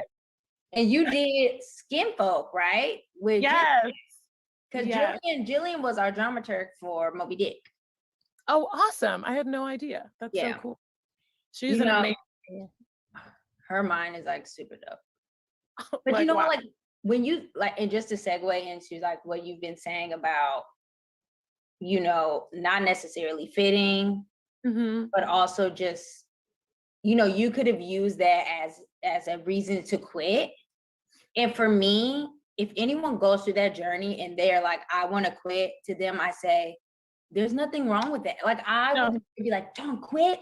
Keep, you know, the cost of the journey of loving yourself is it can be a very painful journey, because everything around you will say who you are as you are does not fit and is not enough. Right. So you have to decide, am I going to try to be what I think I have to be in these rooms? Because like for me, you know, like when you met me, I was also going through my journey, where having encounters with people like you and wanting to not see you sad or hurt or question what you have to bring was also helping me. You know what I mean? Being like, sis, you are great. I was in a room with you. Like, I know what you can do. If they can't see it, then that's their issue. And I think that and I've also had to like rewire my brain to look at auditioning as this is also my time to interview you to see if I want to work with you. Yep. Do you know what I mean? It puts us in this like this power structure where the art is not collaborative. You know, where it's, and obviously there are gigs where it's not. You know what I mean? Where it's like, come here, sing this, go home. Yeah, they already done this, role is done, this is what, you know, and you are cognizant, like I am giving and relinquishing my ability to explore, to do whatever it is I need to do or want to do as an artist to get this paycheck. You know what I mean? But when you're going in for new stuff or shows with like the actual directors in the room, it's also like, it's important to walk in holding some type of power that says, this is who I am, this is what I can bring. So excited to work with you. Let's see like if we vibe. Yeah. Because then it's not like, please take me. You know what I mean? Like, please hire me. Right. But it's hard. You know, like getting to that point is super, you know, I think for me, it's been an outside in approach, which is weird because in undergrad, I was inside out. And then I got to grad school and it was very like, get out of your head. What's your body doing? And how does that change, you know? And I don't like wearing like dresses and heels and stuff like this. Stuff hurts my feet. And I don't want to wear a dress because like, what if it's tucked in my pantyhose or something? You know, like I want to wear pants. I want to wear pants and boots and, you know, if I wear a dress, I want to wear but acknowledging that part of myself changed my ability to like stay myself when I got into these situations, and also just to be like, yeah, no, I'm not doing that. I'll go in a room and I'll be like, this is what I will do. And I know you asked for this, but I don't think I'm going to do that today. Yeah. And they'll look at you like they've never heard no before. And it's just like, if I'm in a room with someone and we're working on a piece, I should be able to feel free enough to say, and this is, I also want to be clear. I'm not the type of artist that I'll go in a space and be like, I don't like this, I don't like this. If you tell me what the piece is about, I'll tell you if I feel like what is being given to me is serving the purpose of what you're saying you want to do. Exactly. And I think that a lot of people, I feel like we're like in this really weird era where all these people are only able to talk about how they have been harmed and not the ways in which we are capable of harming. And it's a very dangerous place because, you know, when I look at Black artists, and like I said, I love your work. I loved having you in the room reading my piece. I didn't know like most of the people in the room reading my piece, but it was amazing just to like have no preconceived notions about anyone. Yeah. All these people in the room together that had never met before and just being like, let me hear what it sounds like. I'm like, giving anybody any notes, because we forget that like these plays and things that come to Broadway or like you can actually get health insurance and paycheck for, like 7, 8, 9, 10 years in the making. It started in someone's room. And I feel like, you know, just going back to the appreciation for you making your own things and like really finding a world of devising that is, you know, potent to you. Is people say they want to do X, Y, and Z, but they don't know what it looks like when X, Y, and Z begins. Right. You know, it starts bare. Yeah. You know, it starts with drafts and redrafts and supporting your friends' shows that don't have a lot of resources because you believe in them. And I feel like lots of people want to skip over that step and they want to join in the like celebration parade. Yeah. But not the like hard, like encouraging your friends to just like keep going. So I'm interested. I saw the clip for your song Coastline. Can you talk more about that? Like, is that on Spotify right now and Apple? And talk to me about Coastline. Yes, so Coastline is my second single. It is like a major moment for me. It just came out Friday, so it's on all streaming platforms. It's a major moment for me because it's very organic. Like me and my friend Randy Whiskey, shout out to Randy Whiskey, wrote it in his home studio in the Bronx on like a really gross, snowy like day. It was really like, it took me 10 minutes to get up his block because the snow was going like horizontally. Yeah, it was one of those days. And, you know, I was feeling like just bogged down, you know, financially, and a little bit with what we were talking about in terms of career and theater. I just felt like stuck. And you know, that was the vibe. And when we started working, you know, he started playing the guitar chords that you hear in the beginning, and we just, you know, I like mumbled and hummed through it a few times, and we nailed down a melody. And then this crazy thing happened where we had the whole, you know, and he was an amazing arranger and producer, Randy. So he would be like, I like that, let's put that here. I like this melody, let's decide that this is gonna go here. And so within a couple hours, we had the whole melody mapped out for the whole song, basically. And then, you know, we were like, what are the words? Like, what is this song about? Like, what's happening? And we were trying to figure it out, and all of a sudden the whole hook came to my head. Don't think twice about it, baby. Let's get a place on the coastline. And I was like, I like almost looked up to the sky, like, who said that? But we had that like already mapped down, and the words just fit into their slots, and it was insane. And so basically I walked away from that session with like a demo with the chorus filled in, and then I had to write to the rest of it over the course of a few months. And then I came back to a studio and we recorded all the lyrics. And then and I think that was either late 2019, no, either late 2018 or early 2019, one of those. And then my father is a vocal coach. Shout out to Craig Derry. All right, Craig. And I, like everybody who's trained by him, you know, you leave the studio with the song and you go to class and you perform it at the end of.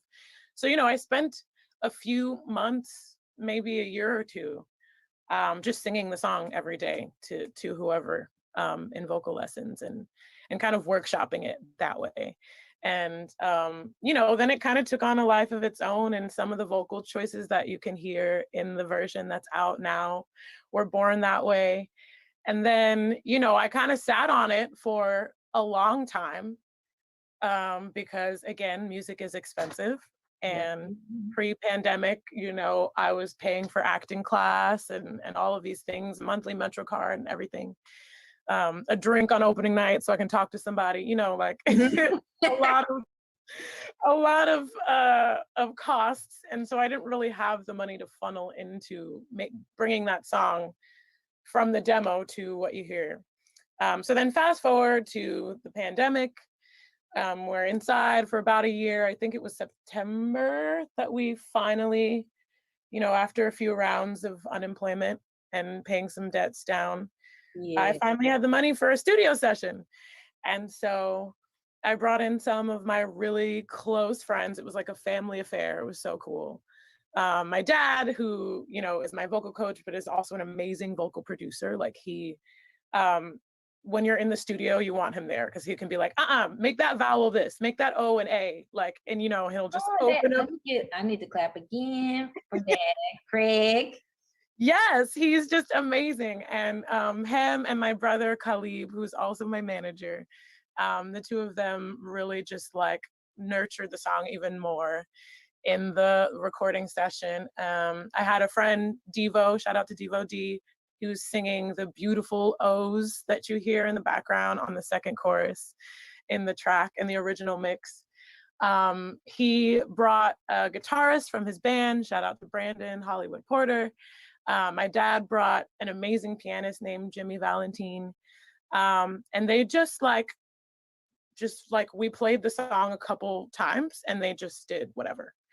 And what came out literally made me burst into tears, like in the moment. It was just so beautiful. Yeah. And so, you know, we finished the song that day in exactly 4 hours, which is like the typical, you know, studio session time.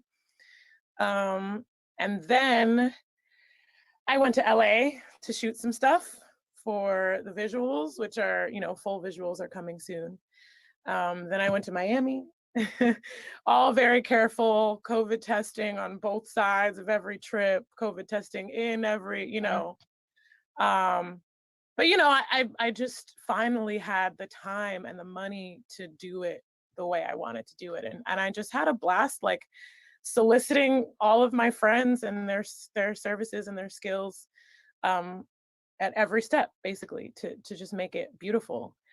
And then my parents also, shout out to Chris Lord Alge, who is an amazing 5-time Grammy award-winning music engineer and producer, audio engineer. Casual. Yes, he's done a lot, but most notably, my favorite thing that he's done is like a lot of the mixing and mastering on Tina Turner's work, which is absolutely insane. So he did, after he heard the original recording, he did his own mix. So we have two different versions available for folks to listen. So when you go to my Spotify or my Apple, my Tidal or whatever, you'll see Coastline and you'll see Coastline-CLA mix. And that one's a little more upbeat, a little more rock and roll. And yeah, I'm really proud of it, of both versions. And it feels like a real manifestation of who I am as an artist and as a human right now. And that's all you can ask for.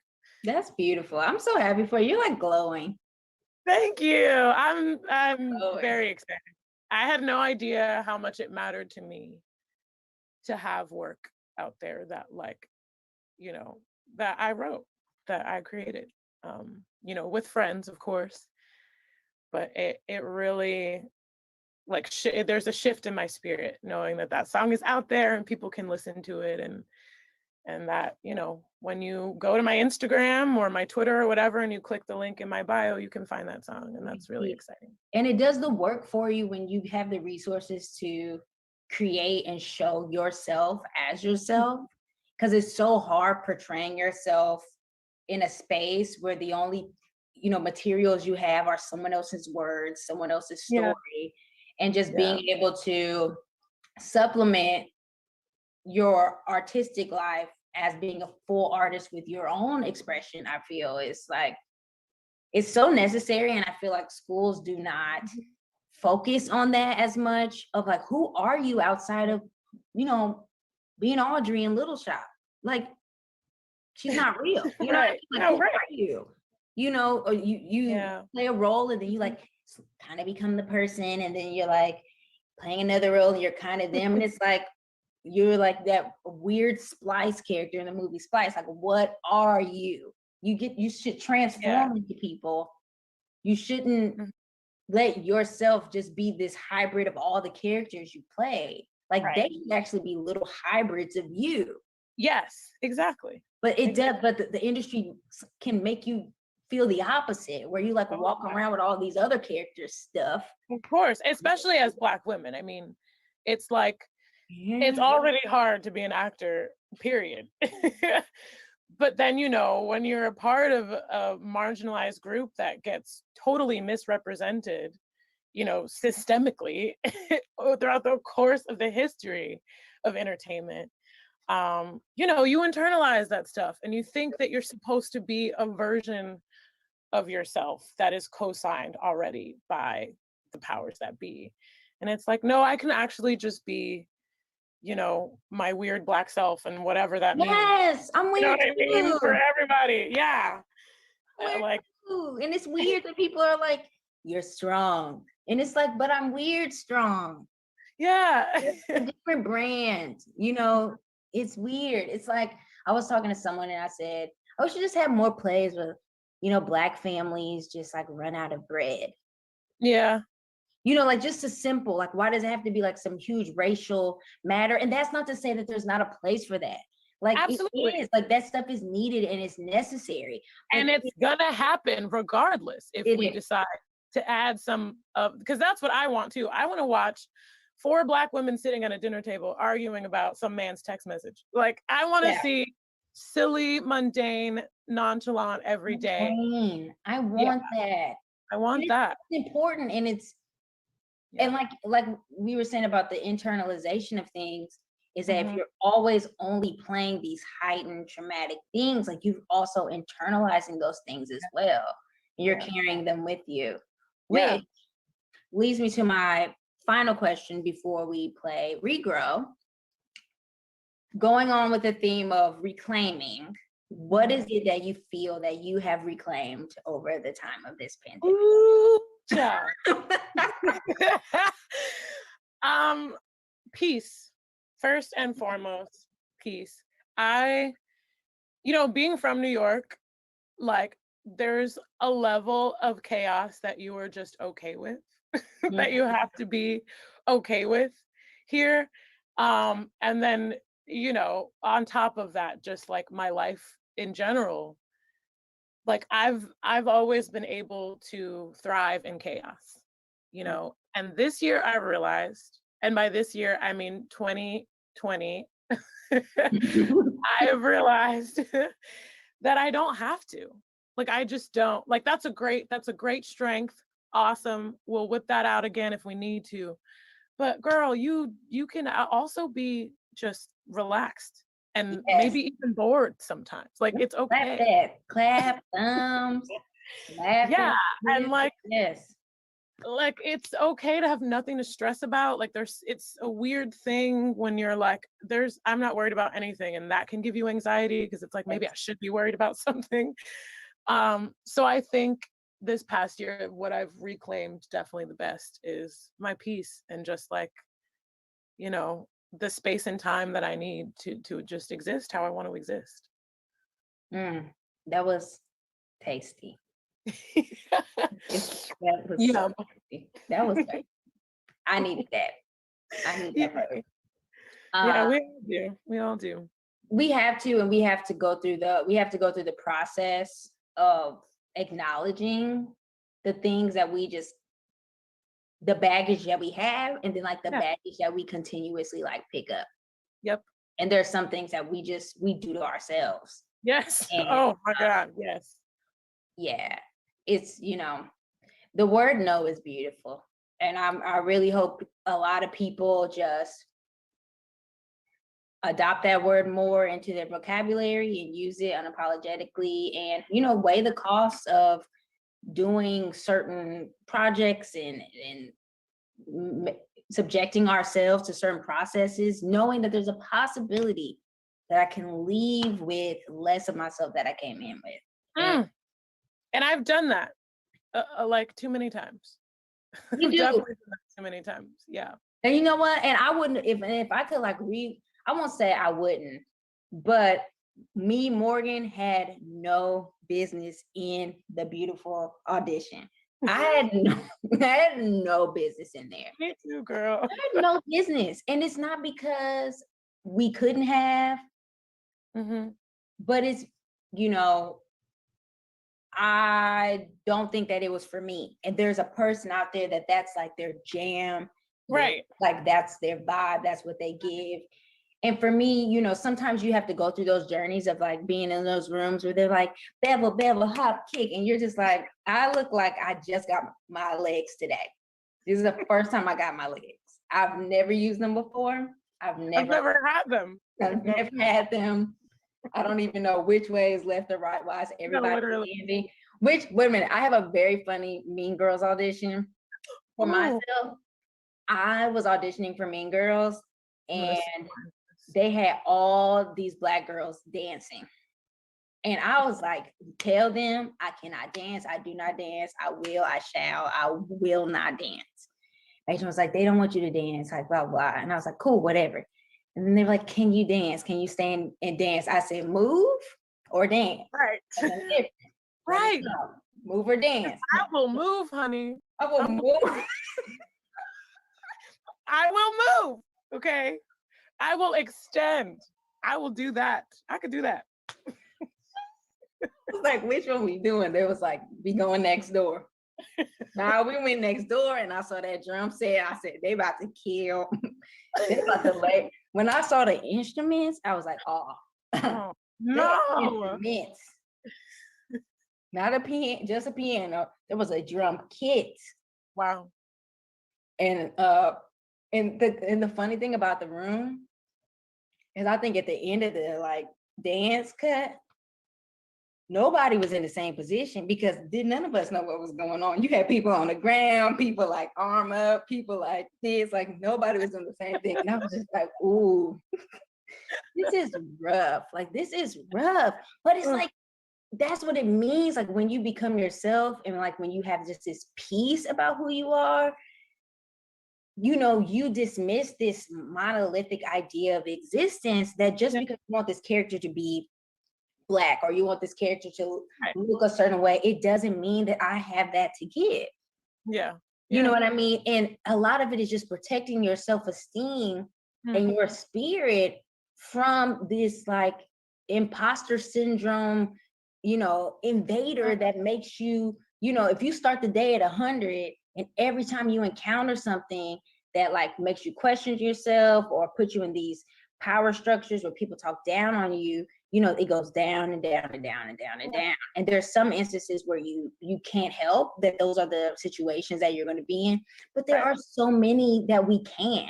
And by saying no and really knowing ourselves, we can just protect the beauty that we actually do have to give. You know what I mean?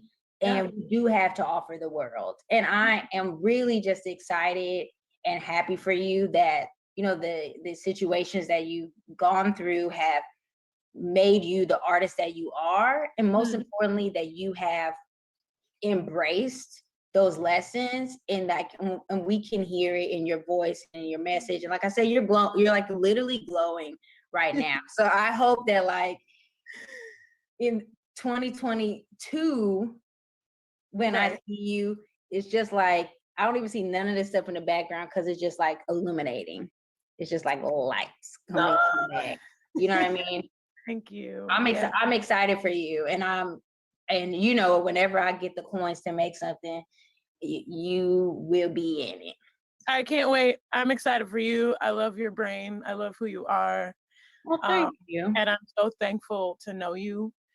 And I also want to shout out Skinfolk specifically because that was a moment where I realized, oh, I can be me in this piece. You know what I mean? Like I can service the theater and entertaining people as me. I can, like, I don't have to shrink myself. I can be me, and there's work being created, you know, to service that. And then, you know, it also made me, because Jillian Walker, genius, human, beautiful soul, you know, so inspired to walk in my own, you know, path of creation, just like she does.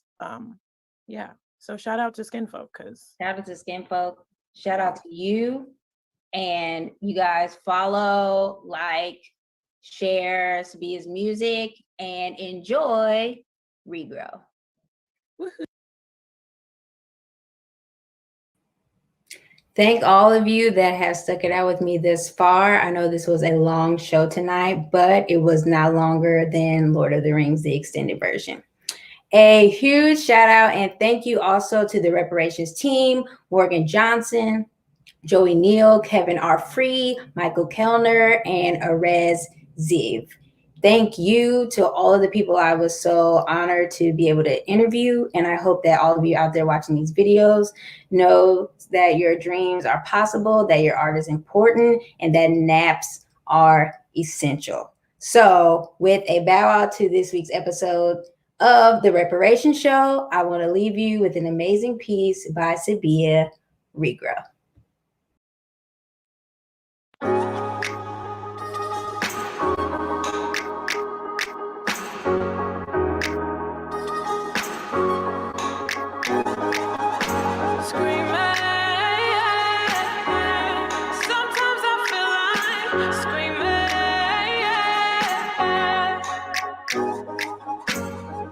Sun don't rise the same, you know.